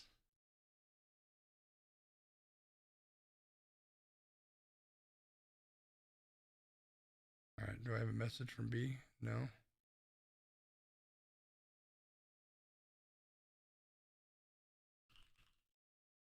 send him a quick message. Love me a brat. No, I agree. I'm all in on brats. Dub says Raiders. Oh, there goes B. Get two pictures of the this guy. All right, he's working on getting reconnected.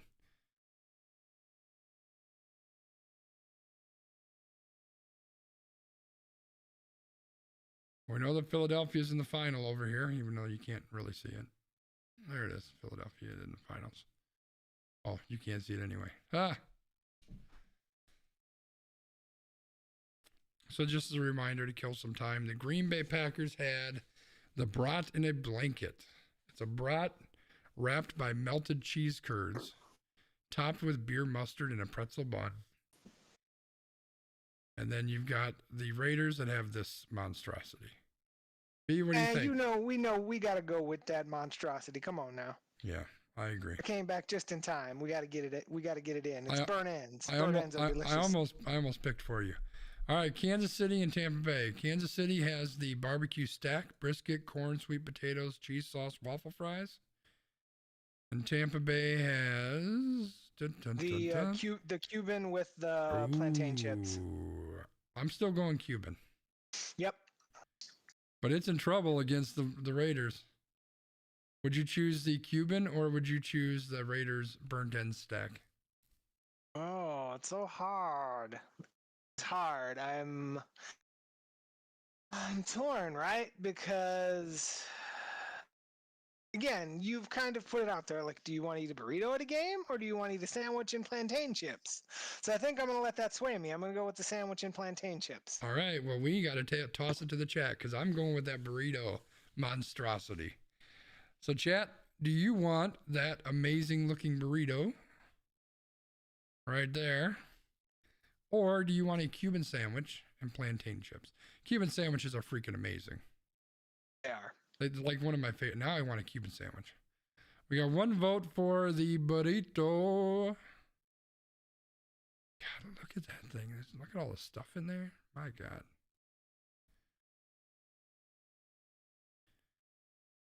All right, I'm slowly going to start to add the burrito.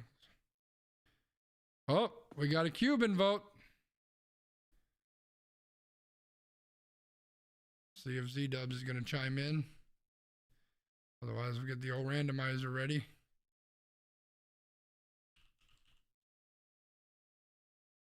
Z-Dubs says burrito. All right. That was a close one. It was a close one. It hurts me to vote against the Cuban. I'll tell you that, because I love me a Cuban sandwich. Detroit versus New Orleans. So we'll start with New Orleans because it's closer here. New Orleans had the alligator sausage po' boy. Yep. And Detroit had the Billy Sims barbecue. That's New Orleans all day for me. Oh no, Billy Sims barbecue. Is that what your pick? Yep. All right, chat, you're at it again. The Billy Sims bologna and sausage and chopped up meat barbecue, or the alligator sausage po' boy.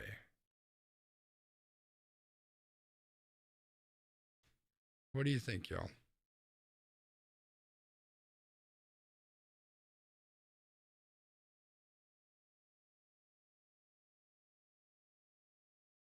Both sound great. I agree.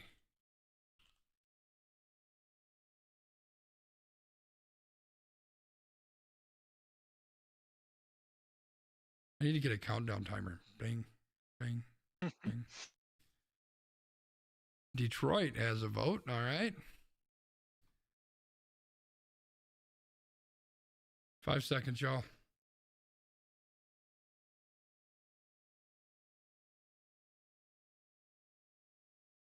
And sold. Detroit moves on. Billy Sims barbecue. Billy Sims, get it. We got the Jets and the Pats, and I think this is an easy one, right? If I remember correctly. Yeah, because the Jets were like the bacon whatever. Yeah, the bacon on a stick or hot dogs and chili fries. I'm going with the chili fries and the dog. Hot dogs and chili fries. Let's do it. All right. So New England moves on. So we got the hot dogs and the chili fries versus the barbecue.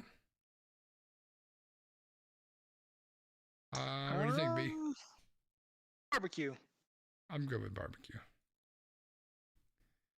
And that gives us a barbecue versus that giant burrito. I am going with the burrito. Burrito. Yes, the giant burrito. All right. So we are on to the final. We have the Las Vegas burrito right here, burnt end burrito, against the Philadelphia beef brisket meatball sandwich. This is All right. This is tough. So now that the burrito has made it to the finals, I'm going burrito, right? Like the burrito is just delicious. Like I tried to be contrarian and say, well, is it going to be hard to eat this burrito? Sure, whatever, but I'm going with the burrito. Let's bring it.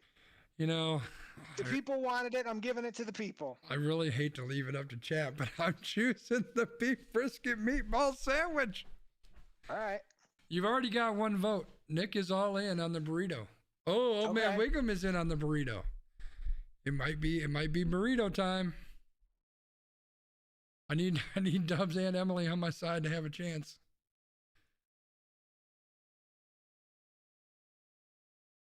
And Z-Dubs comes in for the burrito. And there you have it, ladies and gentlemen. It is the Las Vegas Raiders burnt ends burrito that wins the day. Well done. Oh, Emily was in. Everybody was in on the burrito, which I'm okay with because I'm pretty sure I was on the burrito the entire way through. So I am not going to complain about that. Yeah, like I went contrarian when I picked the plantain chips because those are delicious and I love them. That's fair. But I'm totally on board with this burrito as well. That's fair. All right, we're running really long, so I'm going to go and hand it over to B. Let us know what your extra point is, bud. So unfortunately for you all, because we are running really long, this is like the 1 week that I actually have an extra point. So congratulations. But February is the start of Black History Month, and there was a string of tweets today by an individual named Clint Smith that I saw, and it really resonated with me, especially given some of the things that we've talked about on this wheel and on this podcast and in our own personal conversations, and I wanted to share some of that with you here. So, Clint Smith says, Black History Month is a time where educators should take seriously the history of violence and oppression that has been done to Black people, but also make clear that Black life is not singularly defined by that violence. The story of Black life is far more expansive than that. Sometimes people think of Black history only in terms of the trauma that Black folks have experienced. But what is also important is telling the story of what Black folks have achieved, created, and overcome in spite of that. Both parts of the story should be told together. It's directly important to name the history of state sanctioned and interpersonal violence that Black folks have been subject to, because to not do so allows for a story of this country to be told that isn't true, and it allows for the creation of harmful and disingenuous myth making. In the midst of moments where school boards and state legislatures are attempting to prevent aspects of Black history from being taught, it is more important than ever that educators be honest about the histories of slavery and Jim Crow and of colonialism abroad. Now, this individual goes into talking about their personal journey and how important it was to them to learn about slavery and Jim Crow and these things, and to be able to put a name and a face and a perspective to these things that this child was impacted by and his family and all of these things. And I thought that this was really important because we focus on the traumas, but we also need to focus on the successes. And I think one of the tweets, and this was a really long tweet string, right? But what I think that was very important is this part.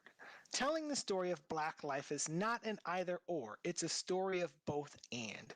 It's essential to hold and lean into the complexity. Black history is full of moments of pain, trauma, and violence, but also moments of triumph, perseverance, and courage.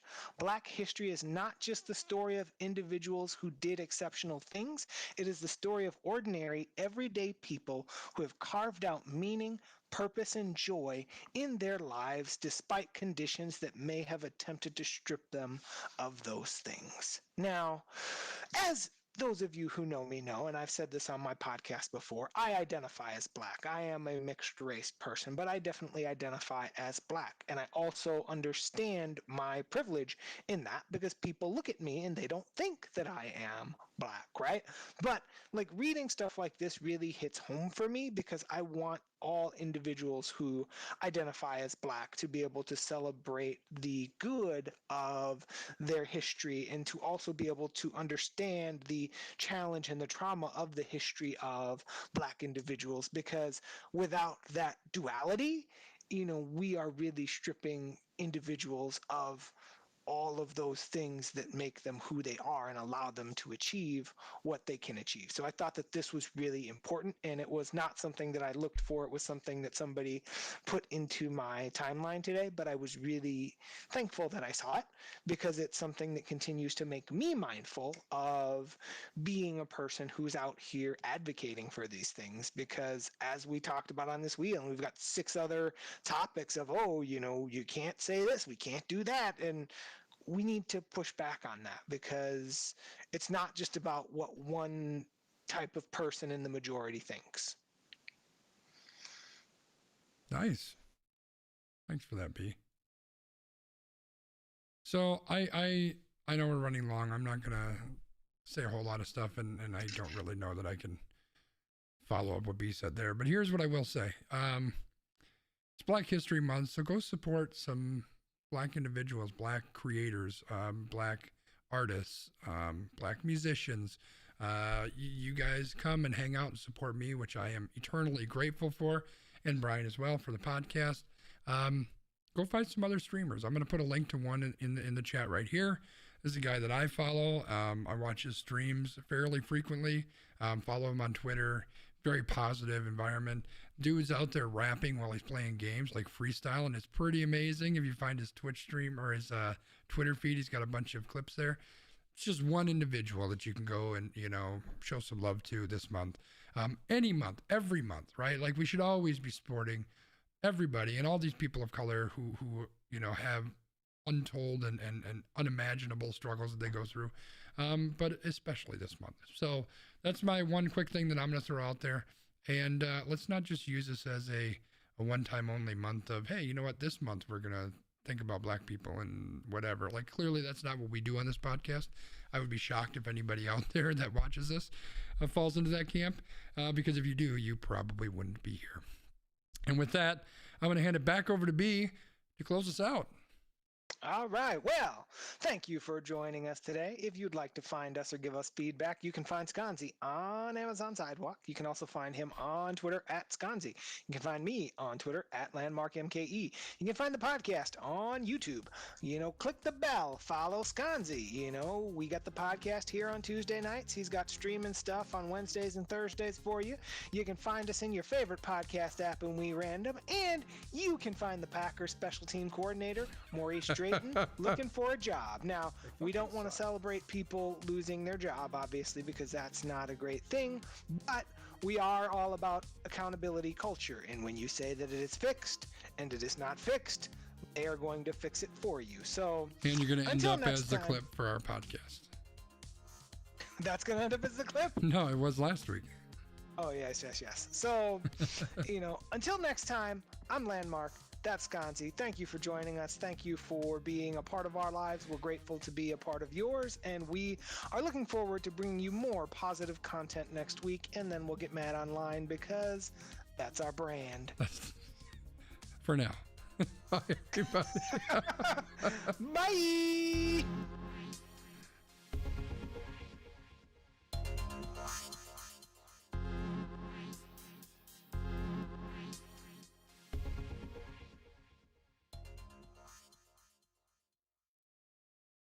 And we out. Good stream, Nice.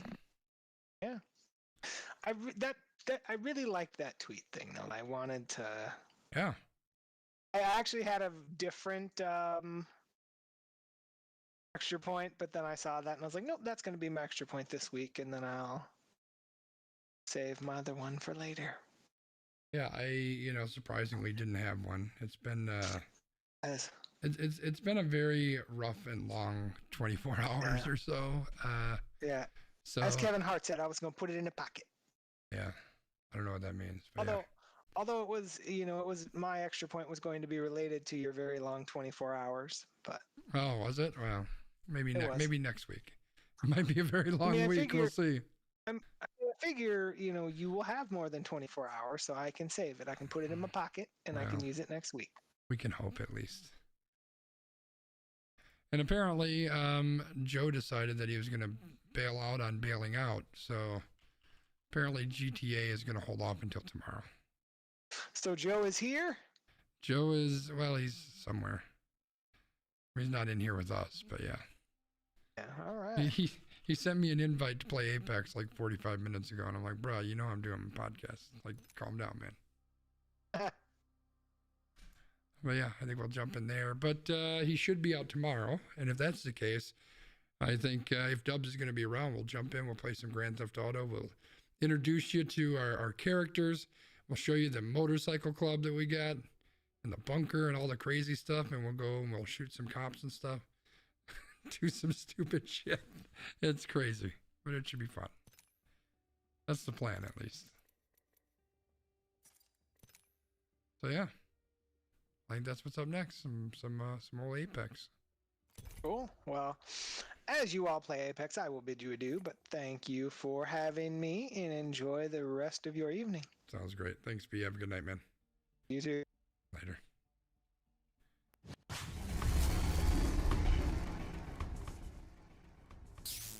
All right, let's change Discord channels.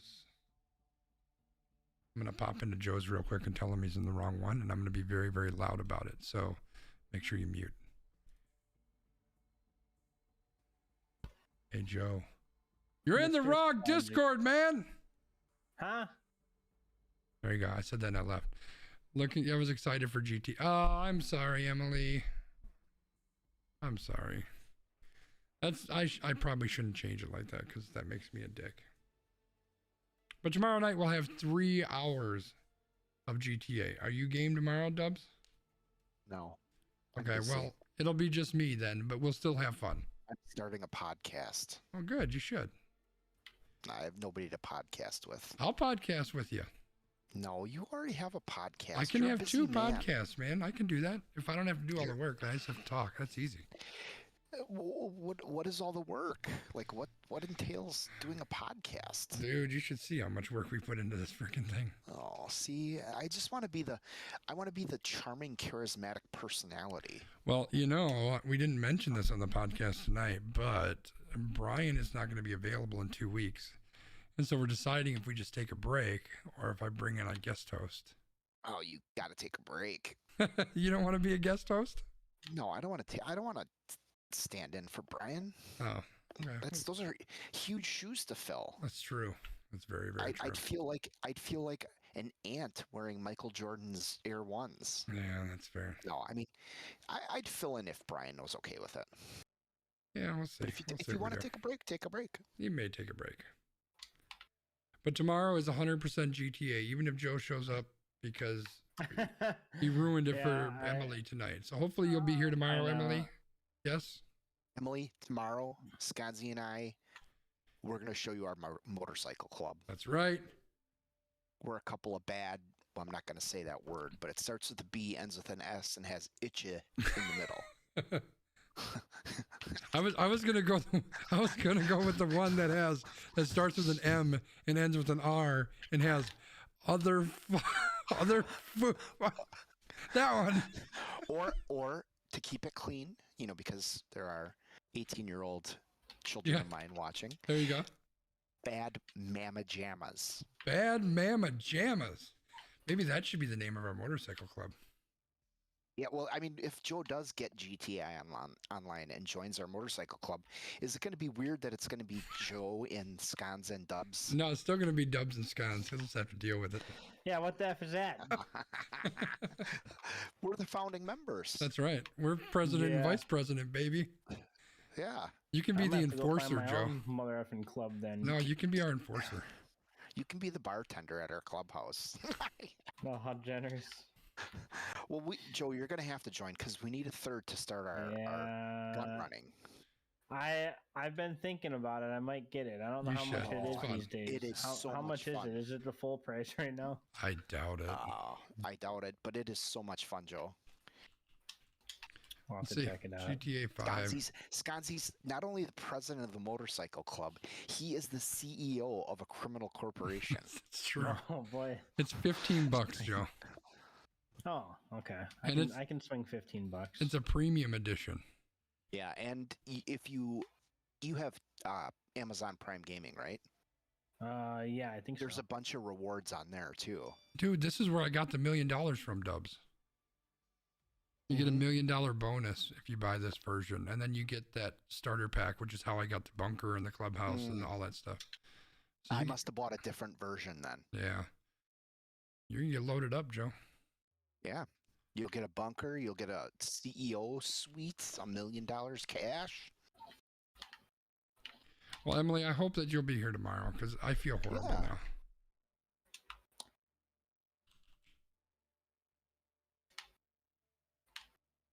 Get up to $400,000 this month. Claim now. Claiming it. Go to Rockstar Games. Hopefully you'll be around. Yes, I agree. Do I have an account here? Do you have to have a Rockstar Social Club account to play the game? Yeah, not to play the game, but to get most of the Prime Gaming rewards. So how will I tie it? Let me try to sign in just to be safe. It doesn't look like I have one.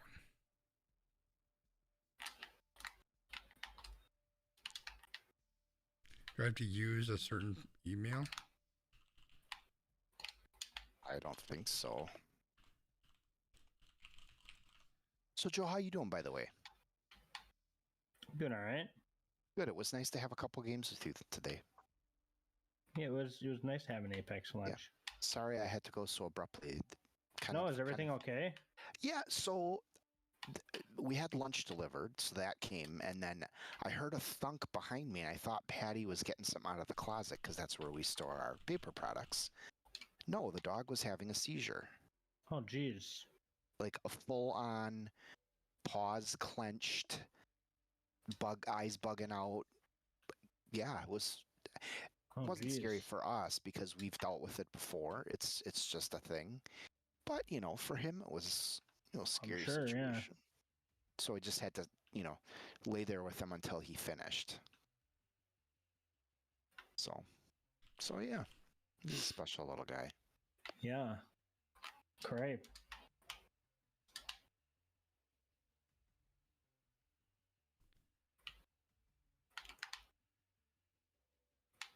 Email. Apparently, I do have an account somewhere, somehow.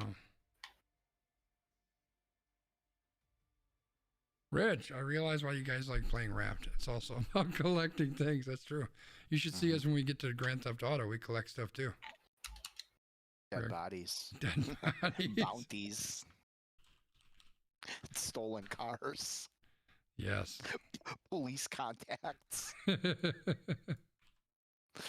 See, if we get Joe and maybe one other person, we could have like a full-fledged high-speed chase / police shootout.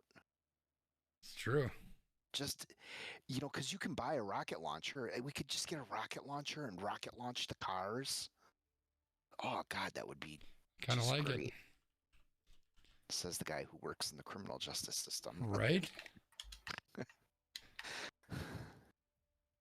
Oh. All right, well, tomorrow it is official. Grand Theft Auto 5 online.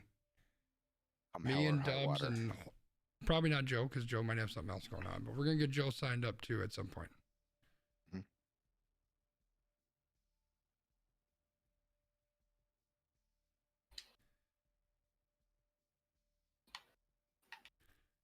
Linking select a platform to link the account. I'm not on any of these.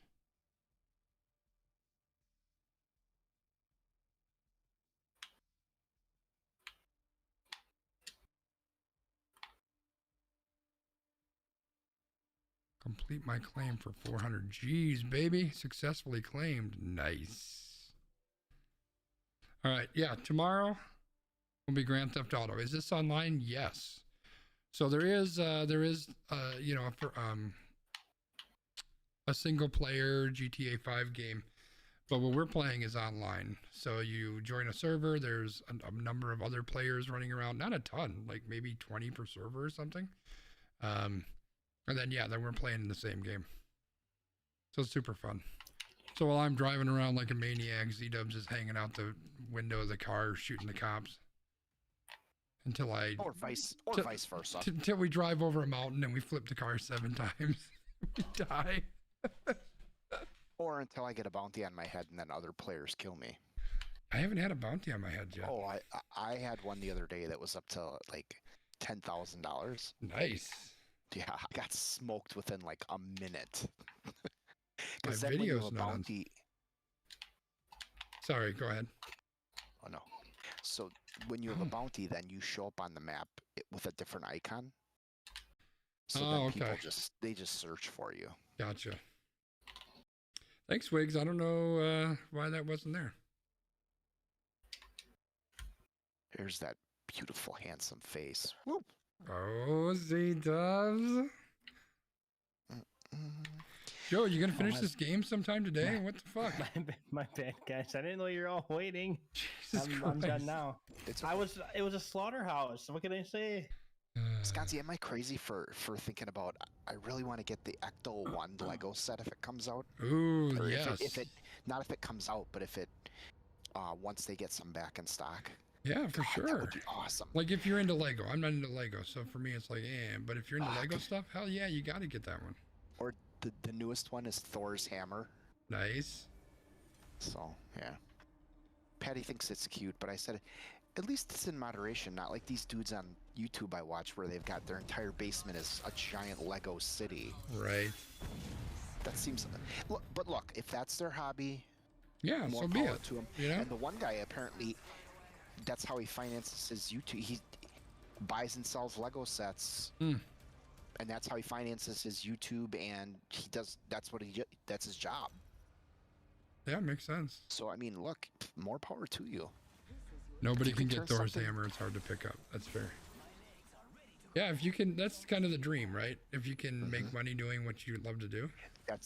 That's why I can't wait to retire and start a barbecue channel on YouTube. Nice. Because if I can draw people in by cooking? You could do that right now. It could be a side gig, man.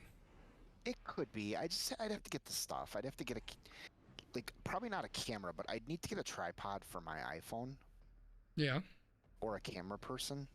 Yeah, that's easy. Yeah, I probably have an extra one I can give you. In fact, I know I have an extra one I can give you. I think in the summer I'm gonna explore that. Yeah.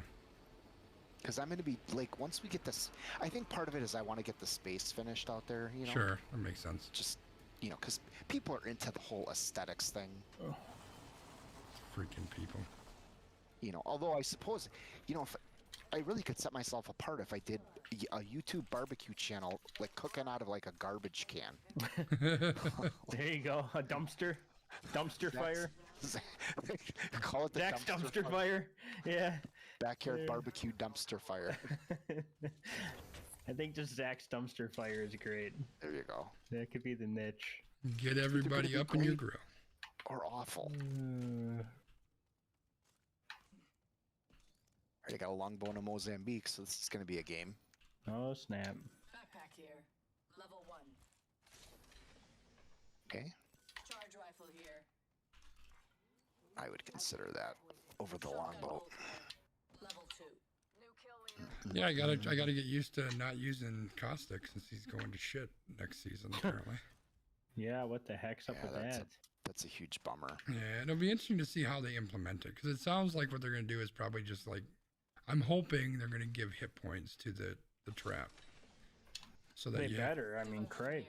But if it's just that you just shoot the bottom of it like you do right now with when it's with the like traps, when it's unpopped, yeah, like that would just be horrible. So, chat, what we're talking about is some details have leaked out about the new season of Apex, and one of the things they talked about is they're gonna nerf caustic because right now once his trap goes off, you're stuck. It's just gonna keep spitting out gas. It lasts like 10 or 12 seconds, something like that. And you can't do anything about it, which is why we throw them up in front of doors, right? It protects us. They can't open the door. And Evo shield here. Level 2. yeah, they're going to change that. So now you can shoot down the trap or somehow. Yeah, the only way that works without being completely effed is if, like you said, the traps have hit points. Kind of like the Octane jump pads. Yeah, or the Horizon Ultimate. Yeah, because you can't shoot on an Octane jump pad like with one shot. Right. What's up, bud? I'm still playing a game with Skanzi. All right, I got a lot of questions here. Wiggum says, Z Dubster Fire. I like it. I like it. Did Joe say cause cripe? He probably did. Sounds like a Joe thing. What? The field has been cleared and the true test begins. Go ahead, bud. Joe with his fucking potty mouth over there. What? For a What third did I grader. say? What did I say? I don't know. Emily thought you said cause cripe. Cause cripe? Yeah, it sounds like something you would say. No, I didn't say cause cripe. I mean, but still, but cripe, you know. It's powering off. Yep, there you go. Yeah, me too. I need a freaking turbocharger. Are we all running energy? See you in the All morning. right. Oh shit. In the morning, buddy. Wait, you're running double energy too? Oh my god. Yeah, I'm all in, man. Reposition. Now. You're still going to work tomorrow. I gotta go to work tomorrow, bud. Too spread out. Nah. I'm gonna drop energy over here, boys. FaceTime me while you're at work. I know you might have a meeting to go. I know you might have a meeting to go to, but just FaceTime me later. And I'll, Okay. Yeah, we'll talk, we'll chat, and we'll do something.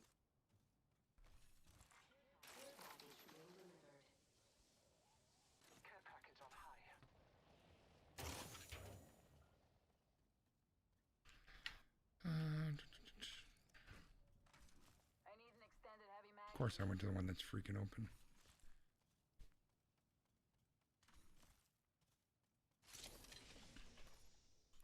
Flatline here. Oh man, I'm too invested. Yeah, I would have picked it up myself, but I've got a wingman, so I'm good.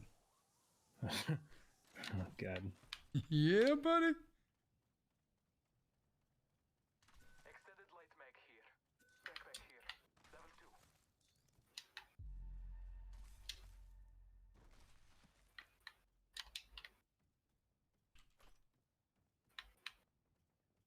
2. Someone. Sniper ammo here, if you choose. Charge rifle here. F it. Huh. 8 squads left and y'all have seen no one. That's very true. It's been that way though. Like today we had those situations where like the first ring hasn't even closed. We're down to 8. It's insane. I don't know what the heck's going on.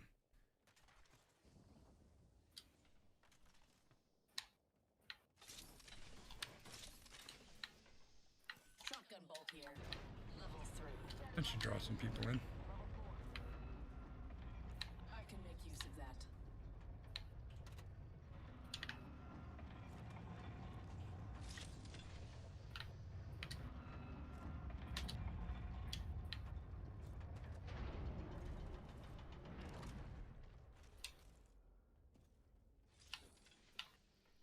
Man, they need to hit a crafter. They got a level 3 stock, and I don't have any right now.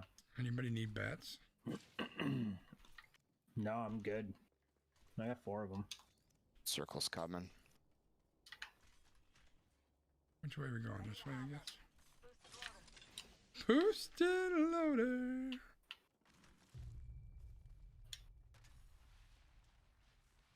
You want to hit the... Nah. Yeah, I don't want to hit the cave. I mean, it's still level 1, so yeah, that doesn't hurt at all. Nah, no, it would never kill anybody. No, not twice. Not on our squad. Yeah, not twice. We would probably win if that happened, though. I'm just saying. Open supply bin here. There's a devotion here with 2 things of energy if anybody needs it that bad.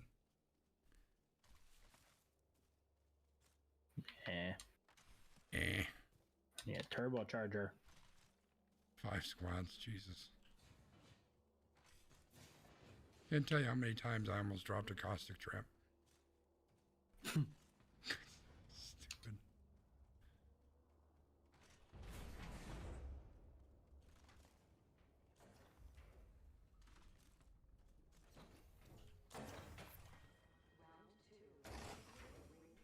I almost just did it again. It's like instinctual. Like, oh, that's the perfect place. I'm gonna drop it. Nope, nope, I'm not. I'm not doing that. Glad I have 275 freaking materials. Dude, that's how I feel right now. I'm just crafting crap because I can. What's in there? Stock. Which I Nothing fantastic. could use a stock, I guess. I could use a heavy mag, too. Gonna get this mobile respawn. Cause I don't know what else to get. Because we're gonna knock down.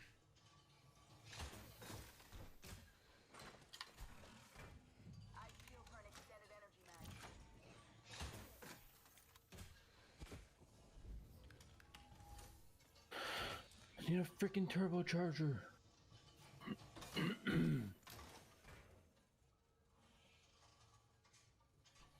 think I hear people. Oh no, that was the C-dubs.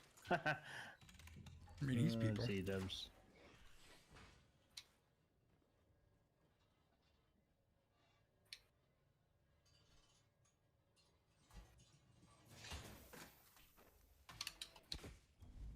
A-hole. I hope The only way that could have gotten 2 front teeth out. the only way that could have gotten better is if it was Skanzi behind me. That's the only way.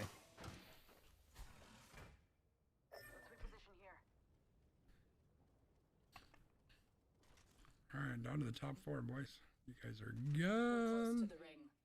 We have 1 minute. Your team's over here Yeah. in the distance. Top 3. Freaking 2 squads left. Crazy. God almighty. Someone's out here with a freaking pro team or something, just wiping people out. 45 seconds remain. Is there a banner? Who's the kill leader? Yeah, it's not that great. I can make use of that. 3-0. Rings close.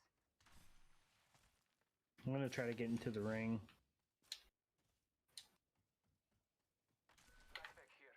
Level 2.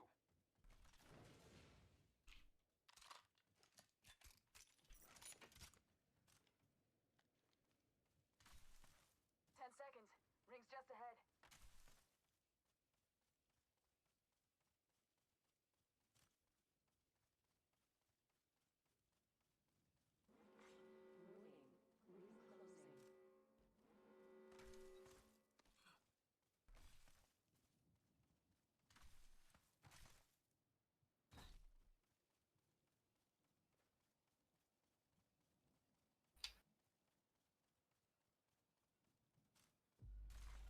Care package being delivered.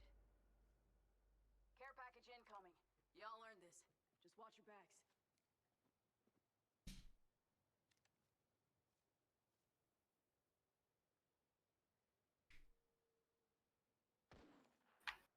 Oops. Was that a miss part? I got all excited. I'm like, oh crap, where are they at? Oh, here they are. Hostile over there. Battling the enemy. Is that the other team landing down on them, or? Hostile spotted. Marking our surroundings. I'm breathing. Oh, they're not effing around. They're trying to push right up. Shots fired at me. My shields are recharged. Recharging my shields. Throwing thermite. Throwing thermite. Healing my wounds. This will bind them. I can drop us down there if we want.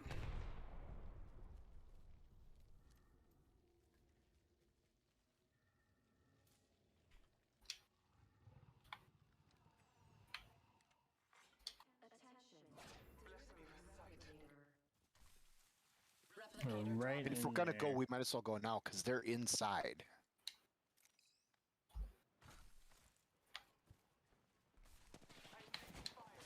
Throwing thermite grenade. They lit me up. Taking a moment to recharge. Healing my wounds.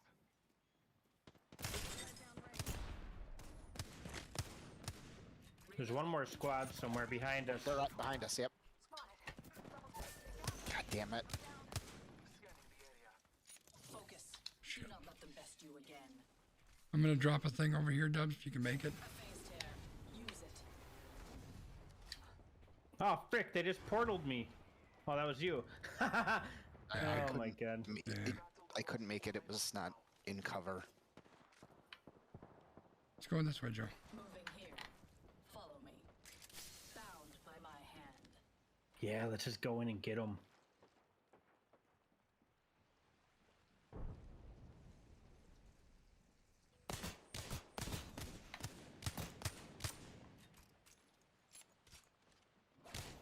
Another squad is on us.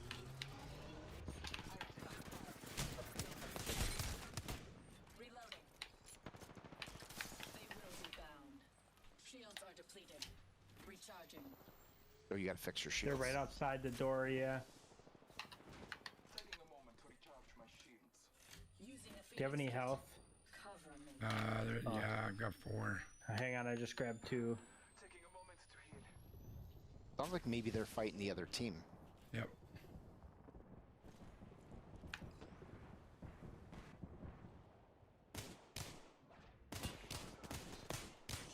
Oh, they're all in there. Oh, Let's go back out and go around, Joe. Do you have any syringes I can Oh, pop? hold on. This team's out here. They're out here. That's not gonna work. Package on high. Yeah. Favor from the gods. Can you come block this door? Because they're gonna come in here. Not so fast. Time to bind you. They pushed off to the other building.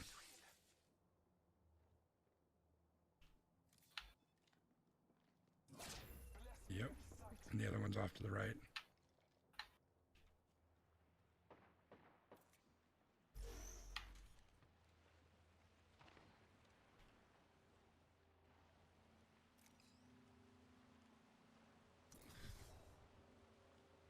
go in that back door. You might be able to get them from behind. I've got my portal You want to too. go in there? Yeah. Here, let me portal us up there. Or never mind. Oh, frick. Sorry, I already ran.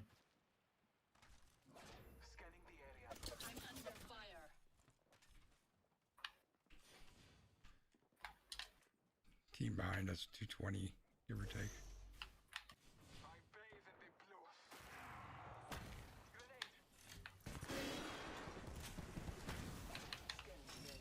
Oh, they're in here. I'm trying to pop a shield, but it's gonna go poorly. Behind you guys. Yeah, they came up behind. Pull out your other weapon! Okay. I just had a charge rifle. Oh. May have grazed his nuts for like 5 damage, but So are there other people playing this game? There were, apparently.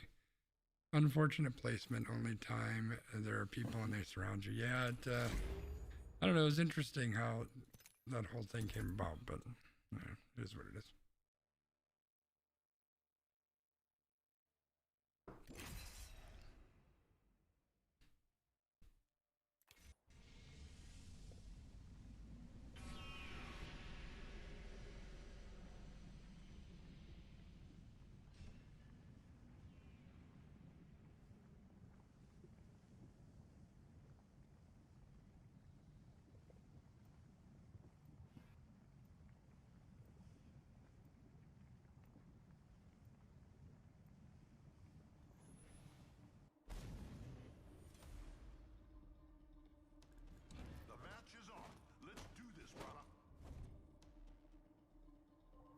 Let's do this, brother. Where's Dubs? what the frick? Dubs, you still there or did you get disconnected? Oh, I think he we must lost have got Dubs. disconnected. Yeah. Well, let's just possibly hot drop. Well, yeah, we'll go until he comes back, and then can always jump out. Yeah. Introducing your champion.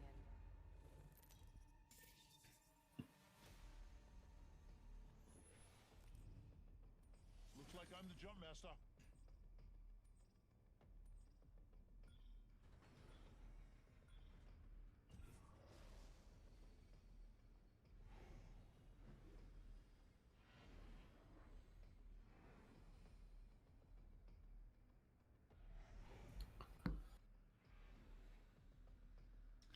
All right.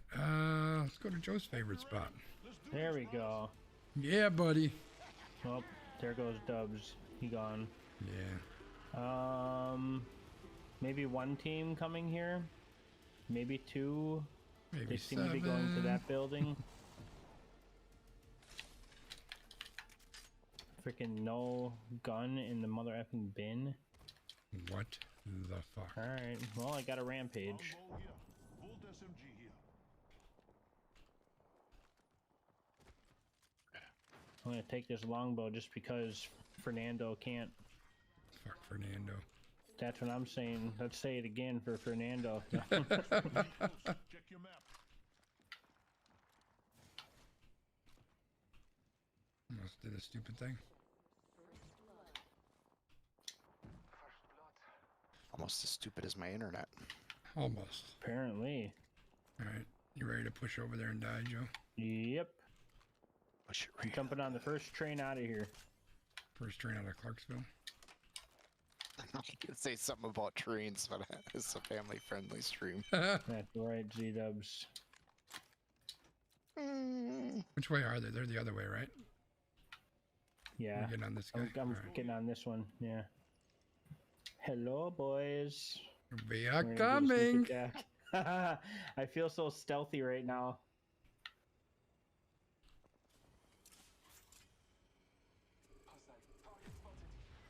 Thermite out. Thermite out. Arc star out. Frag out.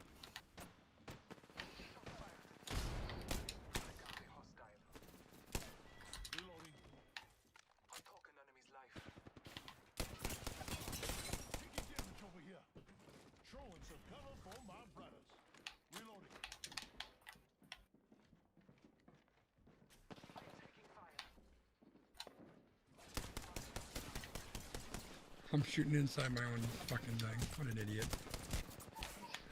No good. I've been down. Down the host. Thermite. Nice.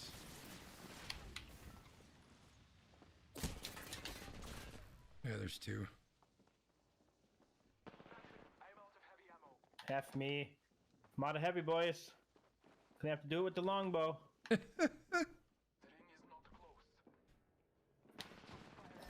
Oh, I was screaming F Fernando when I did it too.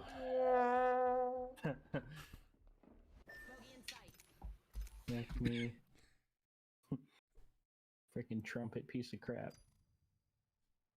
Trombone? Is that trombone or a trumpet? I think it's a trombone. It's a trombone.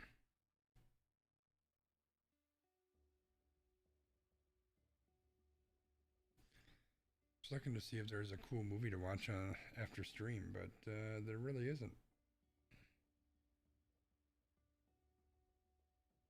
A cool new movie like that just came out. No. Dubs, you in, bruh? We lose Dubs. Oh, there he is. I didn't realize you guys died. Sorry. You know, it happened so fast. That's what we do, man. Mm-hmm.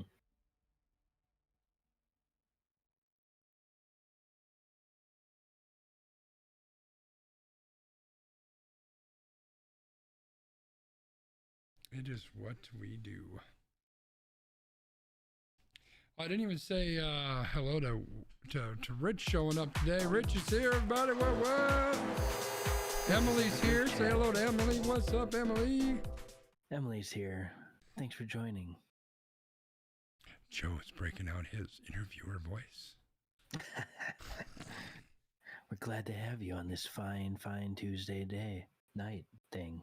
Whatever it is, we're glad to have you. Time. It doesn't matter. We're just glad you're here.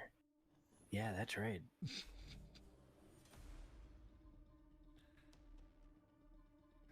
Oh shit, did we lose Dubs again?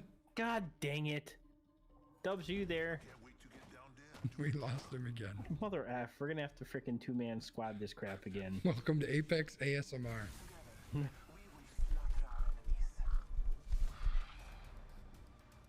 I can open up my water bottle here.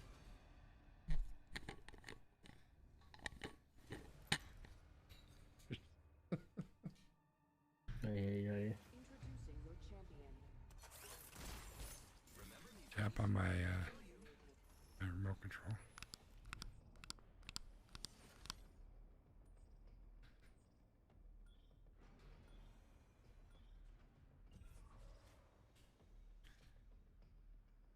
All right, Joe, where are you taking us?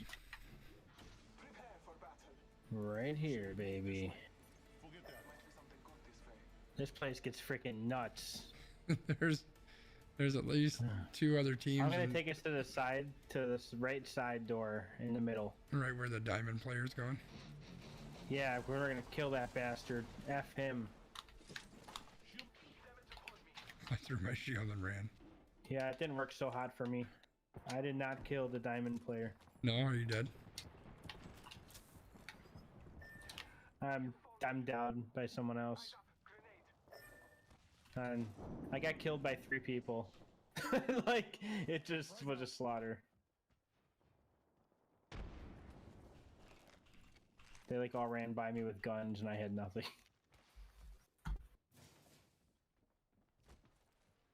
Probably all right there.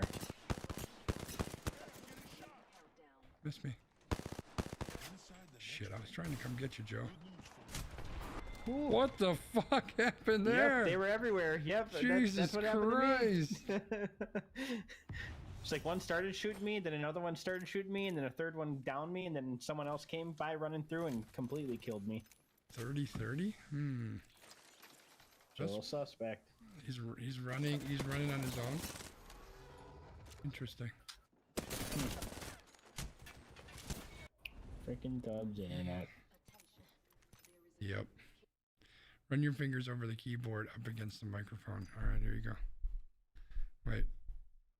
Oh, Z-Dubs is done. Z-Dubs said no more. All right. Can't take any more. Here we go.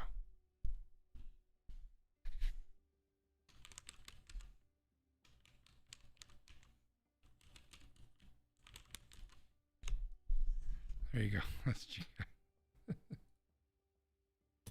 All right. Well, hopefully tomorrow works better for GTA. You're gonna have to pick it up, Joe. It's only $15. I'm gonna have to, man.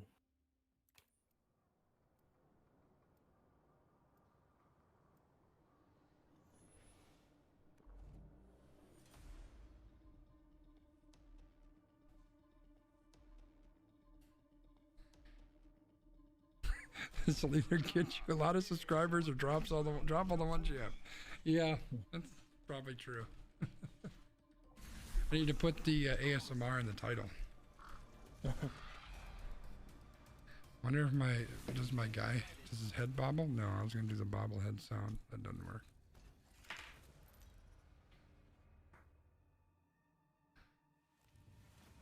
What other ASMR stuff do I got? I got Oh baby. You know what my favorite ASMR is? Are you ready? I'm afraid to ask. It sounds like a stupid controller. I mean, it's possible. It's certainly possible. Did that fucker just hand it to me and then tell me where to go? Freaking Sparky. That's not how this works.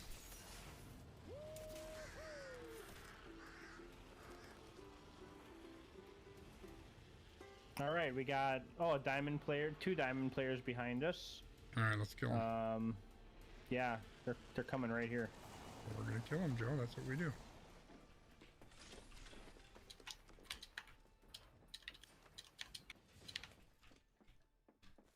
I am taking fire, friends. Taking fire, brothers. Reloading. I didn't get a gun, so Frag out. They're in this door.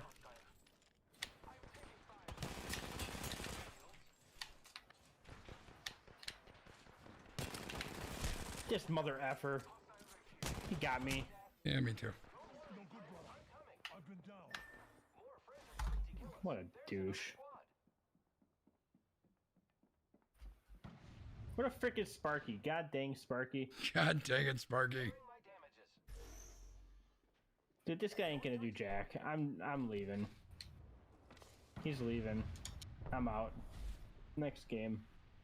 He ain't coming to get us. Sparky said F you guys.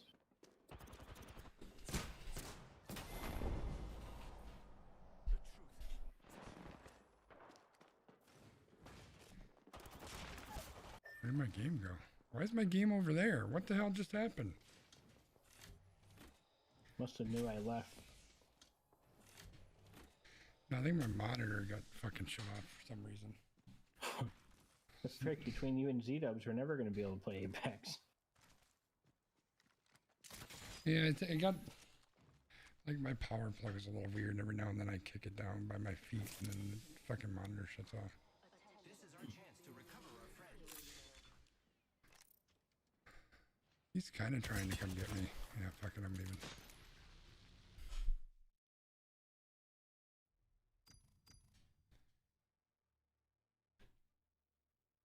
Yeah, there's a whole squad by us, so there's no way he's getting us.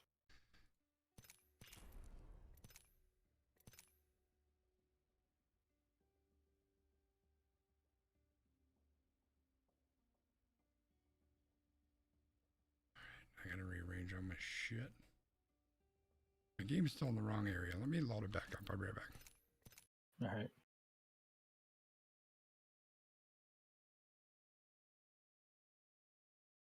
Looks like it's going to the right spot. Seemed to work better to hide at the edge of the map. I mean, you're not wrong.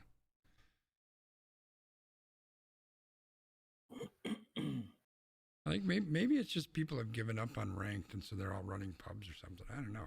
It's weird the way that these lobbies just disintegrate. Did it boot you? No, loading in right now. Oh. Well, you're not in my squad. Oh yeah, I left. Oh, okay.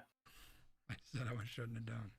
Oh. I thought you were shutting down your monitors. Don't you ever listen to me, Joe? Jesus. I was half listening. Half listening. You bastard.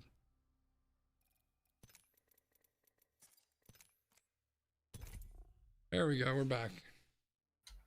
We back at it, boys. I gotta find a new legend if frickin' Caustic's gonna be trash. It used to be Bloodhound, be but, really now, good. but now you're taking you can Bloodhound. play Bloodhound. I can play somebody. I don't mind. All right, let's do this. It'll be fun. If not, well, Oh snap! choices, you live, Yes, I mean, sir. Mirage is good. I may have to bust out Revenant again. I mean, Well, now's as good a time as any. I don't know.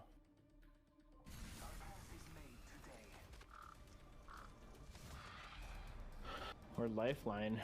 I miss Lifeline Shield. That thing. Yeah, that that was like shield an was legit. interesting time. Yeah. But that truly like did make Lifeline like 100% legit. Like Joe when they doesn't had the know that he's shield, it's Rampart, like, so just God wait dang. until he finds out. It'll be really funny. Yeah, the shield was legit. I'm Jumpmaster. I'll pick the party spot. You don't want to see this up close, skin bag. Anyone want to take me out? Come find me. I am so proud of myself. I am so proud of myself. You're gonna see a lot of me. Spotted one. To the edge. I'm gonna cancel that. Man, no one's going to the hot zone? Wow. That's where you fight 3 of me at once. Follow the leader. Oh, I thought I changed my character. What the F? Nope. Oh my god. I told Chad to wait until you found out because it would be funny, and you did not disappoint, Joe. There is a squad I saw that. dropping with us. They're split up. So if we get a gun, we need to freaking go get them.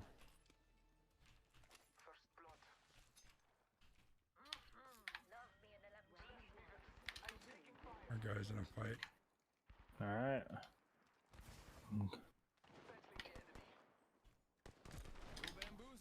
He did all the work and I got the down. Oh, they're over here.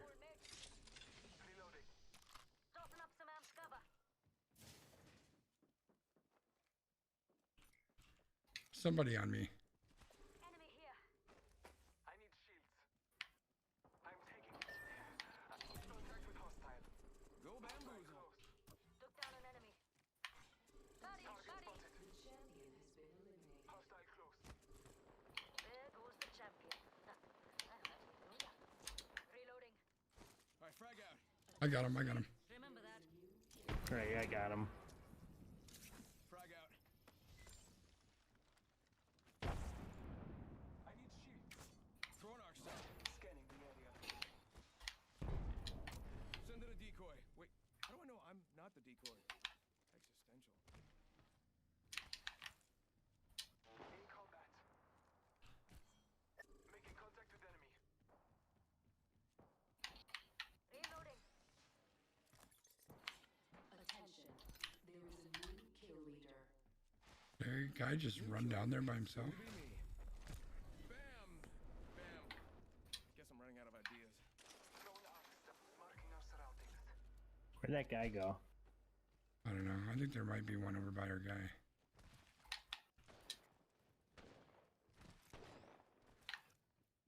Strong work. Phoenix kid here. Oh, nice. They're all dead. Well, that worked out. I guess it did.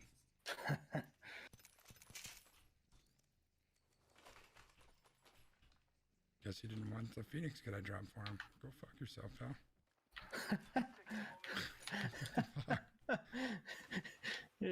He says, I need Such- shields, so I dropped my Phoenix. He's like half dead, and he doesn't take it. So whatever, man. Whatever makes you happy. You do you. Do you, boo?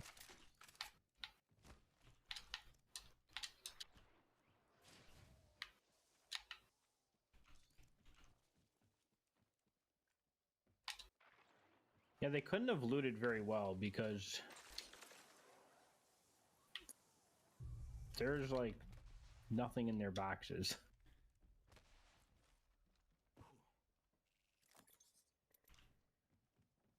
I mean, unless we just looted like champions beforehand. Possible. Do you need that level 2 helmet? Nope.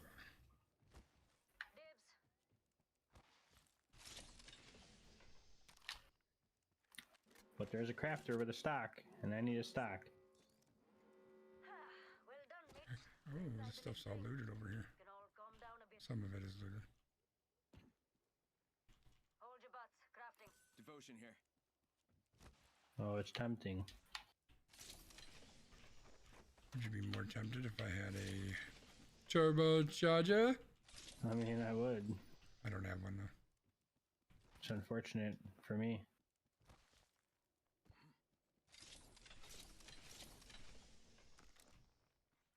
Care package being delivered. Care package on high. I don't know, but that squad really effed up when they all divided up. Yeah. I would agree.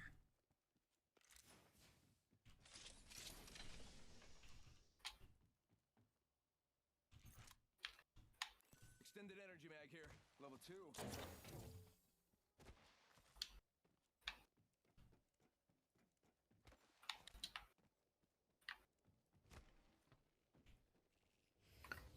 And I found the flat line? Come on now. Alright, I'm going over by freaking Chingy or whatever his name is. Okay. The rapper. I forgot what song he made. Did he do the like Holiday Inn song? See me chillin' the No Holiday idea. Inn. No? No problem. Oh man. 2005. I have to check now. I need to Google it. What kind of a dumb name is that though? Oh, my name is Chingy. It's pretty dumb. I guess. I don't know. I'm not judging. You know, give yourself I'm whatever judging. name makes you happy. I'm judging. That name sucks. I mean, it's not quite as bad as Oh. Joe, but Enemy here. Close enough to smell the teardrops. Airstrike. I am taking fire. Out cover for you, mate. Reloading. I am down, but alive. Bam goes the boozle. Enemy here. Close enough to smell the teardrops. We lost one. Just you, me. Throwing Arcstar. Shot fired. And they're hitting me. Frag out. you in the building, Joe? A decoy escape deployed. You got bamboozled. Damn, she's won. The Wraith is one. Valkyrie's full. God damn it. Should have had her. God dang, it takes too long to get going. So let's get you a duo. Good thing we had Chiggy, whatever the hell his name is. Siggy, I think it was, Siggy Siggy. something. Something Siggy something. It was Bear's Siggy Break or something like that. I don't know. Whatever it was stupid. Weak. You did good with Rampart, though. I'm proud of you. You know, I got one knock with her, you know. Yeah, it was pretty legit. With her actual weapon. I'm gonna play some Octane. See how Octane goes here. There's going to be a buff for crypto, which is kind of cool. Oh, what's that? I didn't even read all the. They changes. haven't released it yet. They're all just kind of like sneak peeks that people stole from somewhere. But apparently his drone, like when you initially go into it, it doesn't. You know how normally he hides and then the thing comes out. So the initial thing, like if you just press the button, he throws it, and it'll go a certain distance, and then it'll stop and it'll pop up and start scanning. That is way more helpful. Or if it hits a wall or a ceiling or something, it'll stick there and it'll be like a webcam. Oh. And then if you press and hold it, then he goes into it the way he normally does now. So yeah, that's that makes so super much more huge. sense. Yep, that's big. It's gonna make him even more. I like crypto anyway, but that adds to it for sure. Yeah. Our guy is simply positivity, man. Oh. This might be a good place to land. I hope I he like does that well. positivity, yo. Hold your breath. If you Watch him just cuss you out and be That's the what I'm most waiting for. toxic gamer of all time. Could be. I don't know. There's been some pretty bad ones out there. And a guy told me that he was gonna ban me or he was gonna report me, and told me to kill myself, then called me the N-word. Yeah. So we have a rotation. I don't know what he said, but it sounded like he plays a lot of Apex. It did. 3 teams with us. Over here, there's less teams over here. Got our first worm food, compadre. It's go time.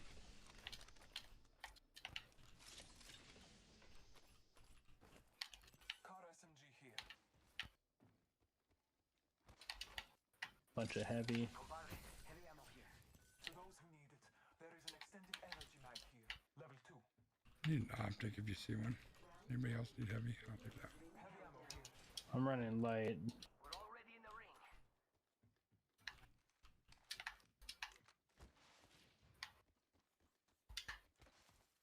Enemy spotted. Need an optic. I got a flatline. I need an optic. Almost jumped off this freaking thing. Someone else is over there.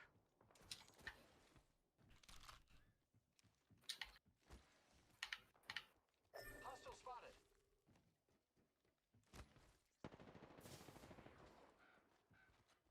Throw an arc star. Throw an arc star. Firing. Reloading. Target over there. Scanning the area. Firing. New kill leader appointed. Keep eyes on the new kill leader.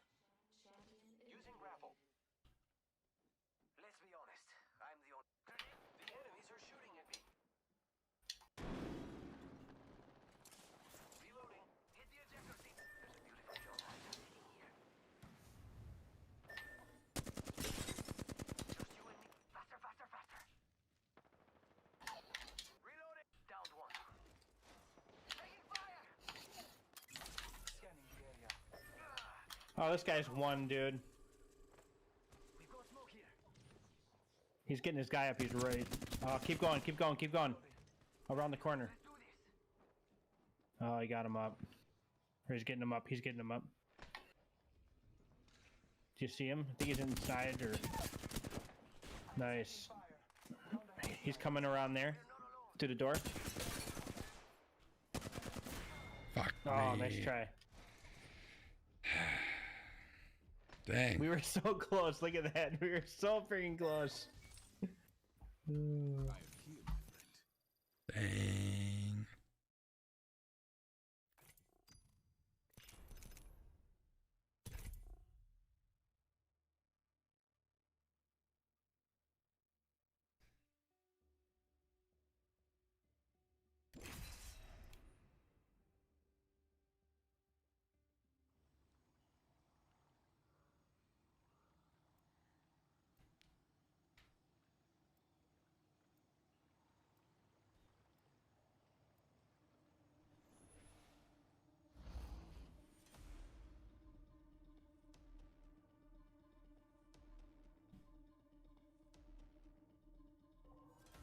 I haven't found my limit.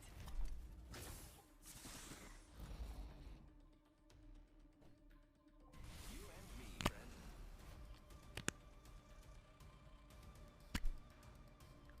Ahead. We took a victory and slaughter. Some more ASMR for you, Joe. I like it. We got the pen click. Introducing your champion.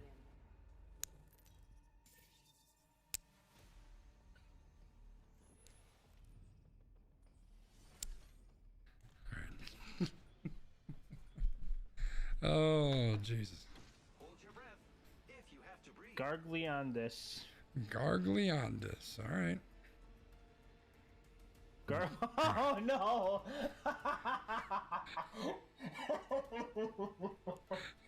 Yep. You got it, Joe. Oh no! You Oh, got it, no. Joe. Oh You got it. no! Cue the freaking sound effect. Got him! Oh no!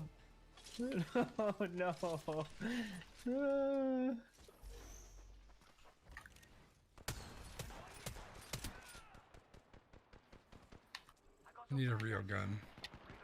Garglyondis took Same. everything.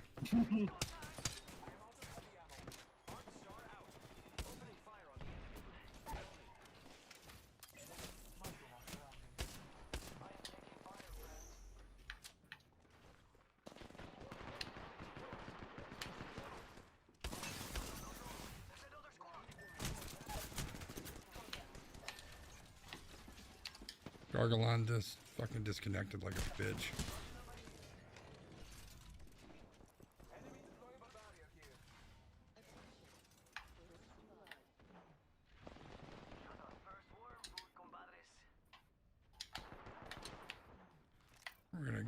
support the old Gargalandus for being a jackal. Oh my god. I'm trying to get to you, Skanji. Not for long, pal. Can't believe I'm standing Good luck. You're lucky, I like you. They're right there.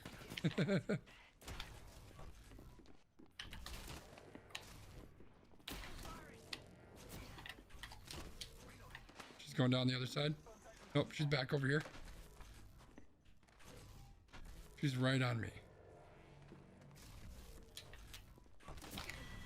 Nice. Someone had to gargle on something, and it was Loba, baby.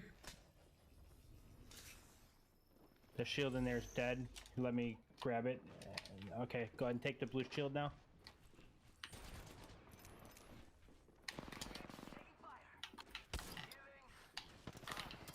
Ah, frick.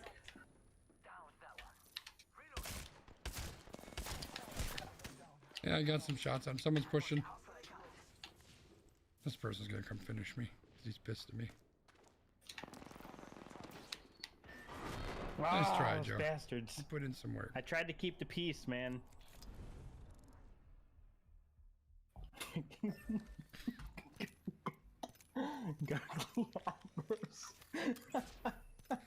Oh, frick. He got me.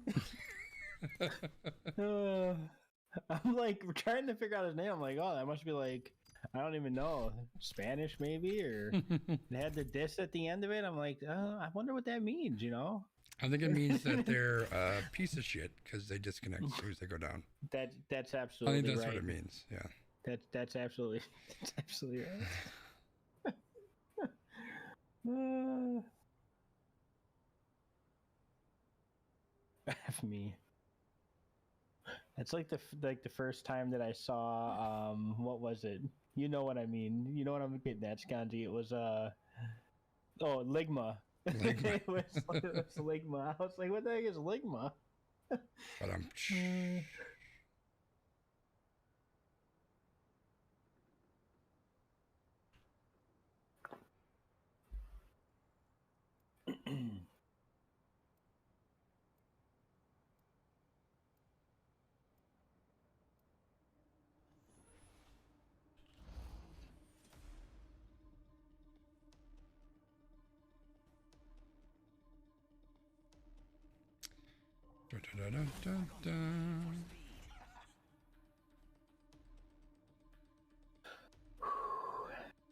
Join me, fellow fighter.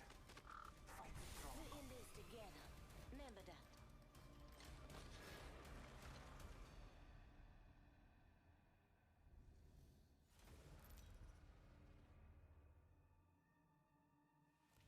This is your champion.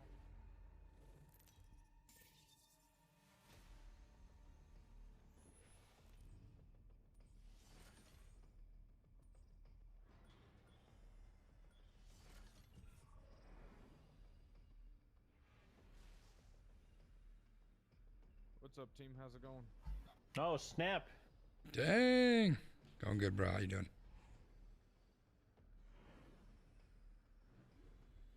My legs are ready to go. Some assembly required. Eeny, meeny, miny. Oh yeah, we are. How about there? We getting this dub, he says. That's right. I can feel it. This guy's serious about his apex. Yeah, He's but gonna I'm carry but us I'm to a garbage. freaking dub. Doesn't matter, Skanzi. He's gonna carry us to a dub. You think so? We're gonna make them all Gargliandus.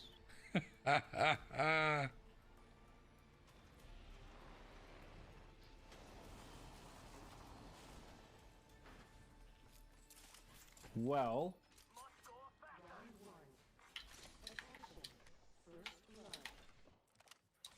First fatality. Let the games begin.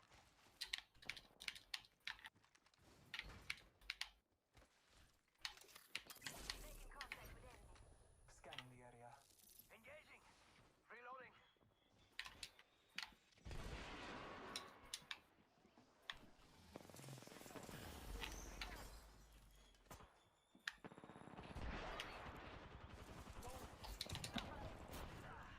Mother F, he's right at that door. I'm gonna be over here.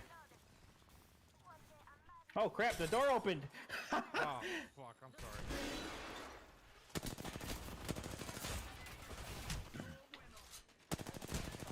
Oh, we're boned. Yeah. We're so boned. Dang. So much for that dub. I accidentally opened the door. I'm sorry. Unacceptable. Horrible. Horrible.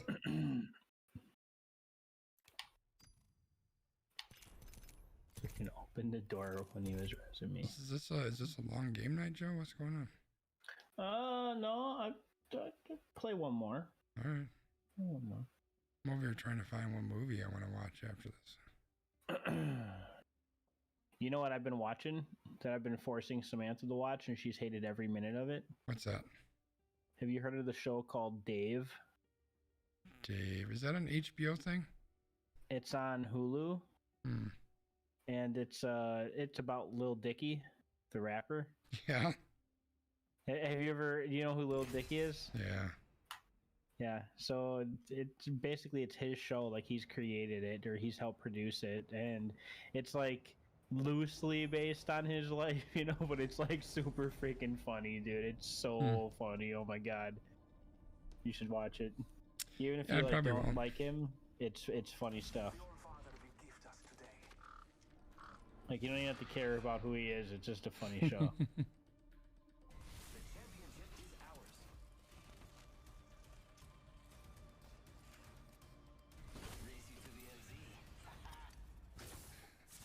Peppa Pig. Why are you showing me Peppa Pig, Amazon?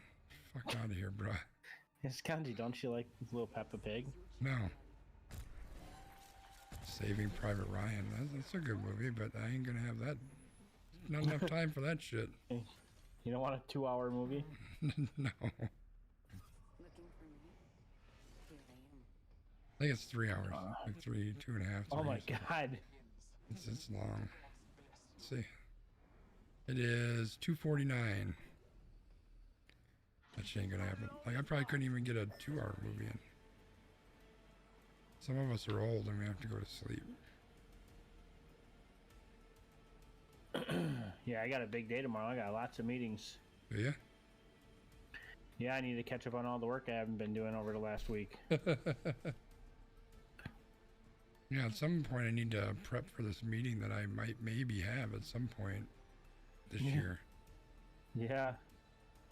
Maybe.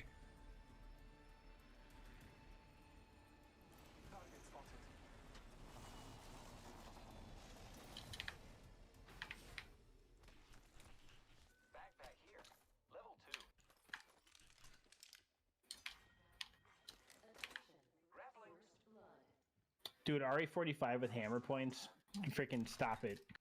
I know, right? That's gonna be nuts, dude. Dude, I'm gonna run that gun all the time. Dude, that gun, I like that gun to begin with. Like when we're in arenas, like that's my gun, like my first round gun, and it freaking slaps. Like it's crazy. If you got a full clip on there, I'm getting shot up on the block.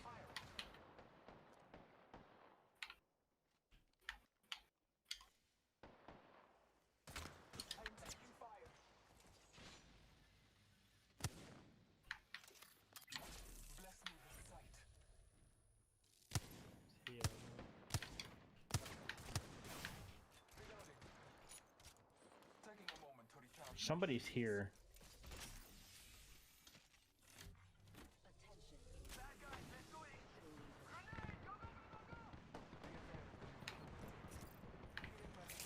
Oh yeah, they see me. They see me. They're all coming. Better freaking close that door.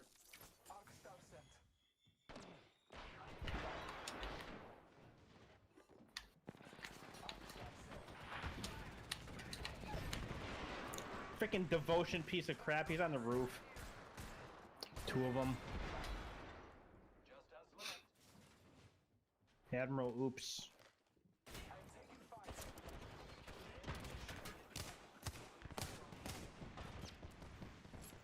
Are you wingmanning?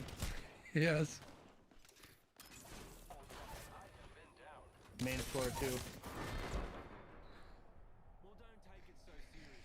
I knocked one guy. Dang! You want to do one more? Sure. All right.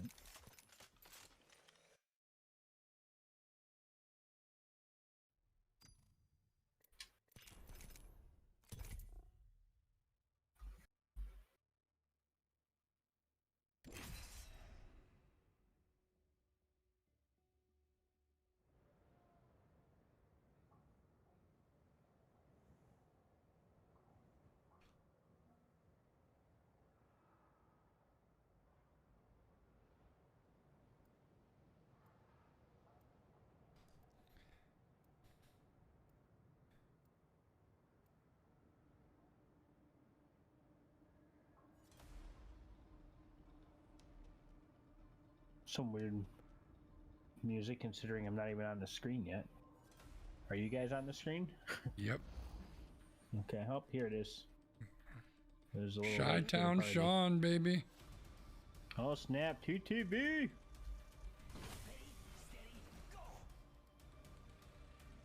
Are you sure that's not pronounced a little differently? Like the CHIT and then the own Sean? Shit own Sean? I mean, that's I'm scared to say anybody's names, you know, because I might get got again. Emily says wow Joe. I don't know what the wow was for, but that's probably appropriate.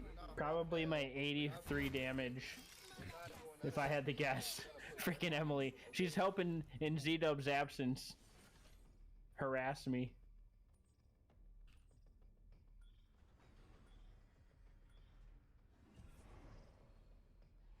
Alright, Emily, this game's for you. Oh god. There's a certain amount of damage I'm targeting. I'm gonna make sure I hit my goal. Dude, this is a bad two idea. Squads. Two squads somewhere around here. Please. I just want a gun. Wingman. I got a Mastiff.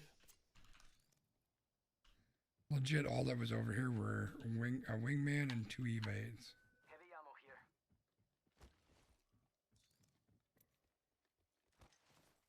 Mira, open supply bin over there. Where's the heavy that somebody marked?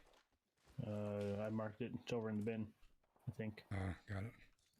I don't have it, but I understand what you said. Yeah, you know what I mean. Guy's just crafting like a boss out here. Shut up. Yeah, just crafting. He's never about done. Hey, amigos. This dude's not with us. Grenade out! Grenade, watch it! Putting up some Enemy cover. real close. About time we got ourselves a fight.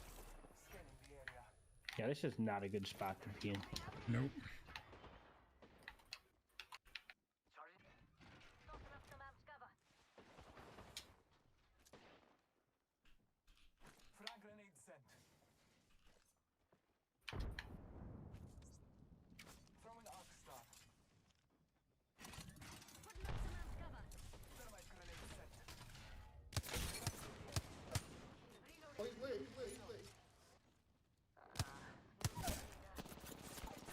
Behind me. I downed a hostile.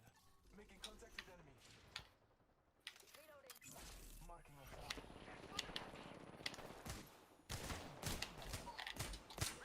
Down that one.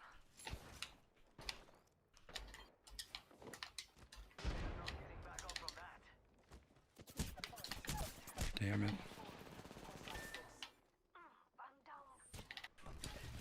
Behind you, Joe. Just pushing. Frick. Dang. Alright, well, that's it for this guy.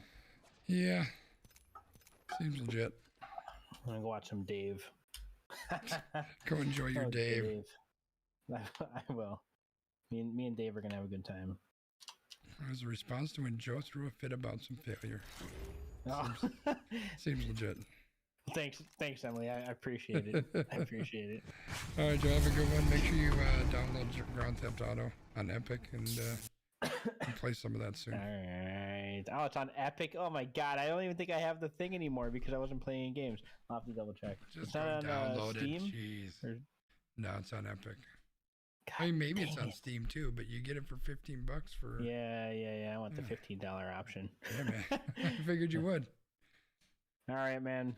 I will talk to you later. All right. Have a good night, Joe. All right. Bye. See you. Well, all right, everybody. That's going to do it for me, too. It's been a long couple days, and I'm tired, and I'm worn out, and I'm going to go watch this crazy movie. It's called Daniel Isn't Real. I don't know if it's any good, but it's kind of a suspense horror flick. Seems like it's a mess with your brain kind of show, which I like. Maybe not today, but we're going to give it a shot. So we're going to watch that. Tomorrow we will be back, and we will be playing Grand Theft Auto tomorrow, Emily. So hopefully you can make it. I apologize that I flipped the switch on you today. But tomorrow we will be on GTA 5 online, running around doing crazy stuff. Should be fun. So thanks, everybody, for hanging out. I appreciate you being here. As always, sending all of my love to all of you. I will see you tomorrow at 7 o'clock Central Time. Bye-bye, everybody. Start the music. Go.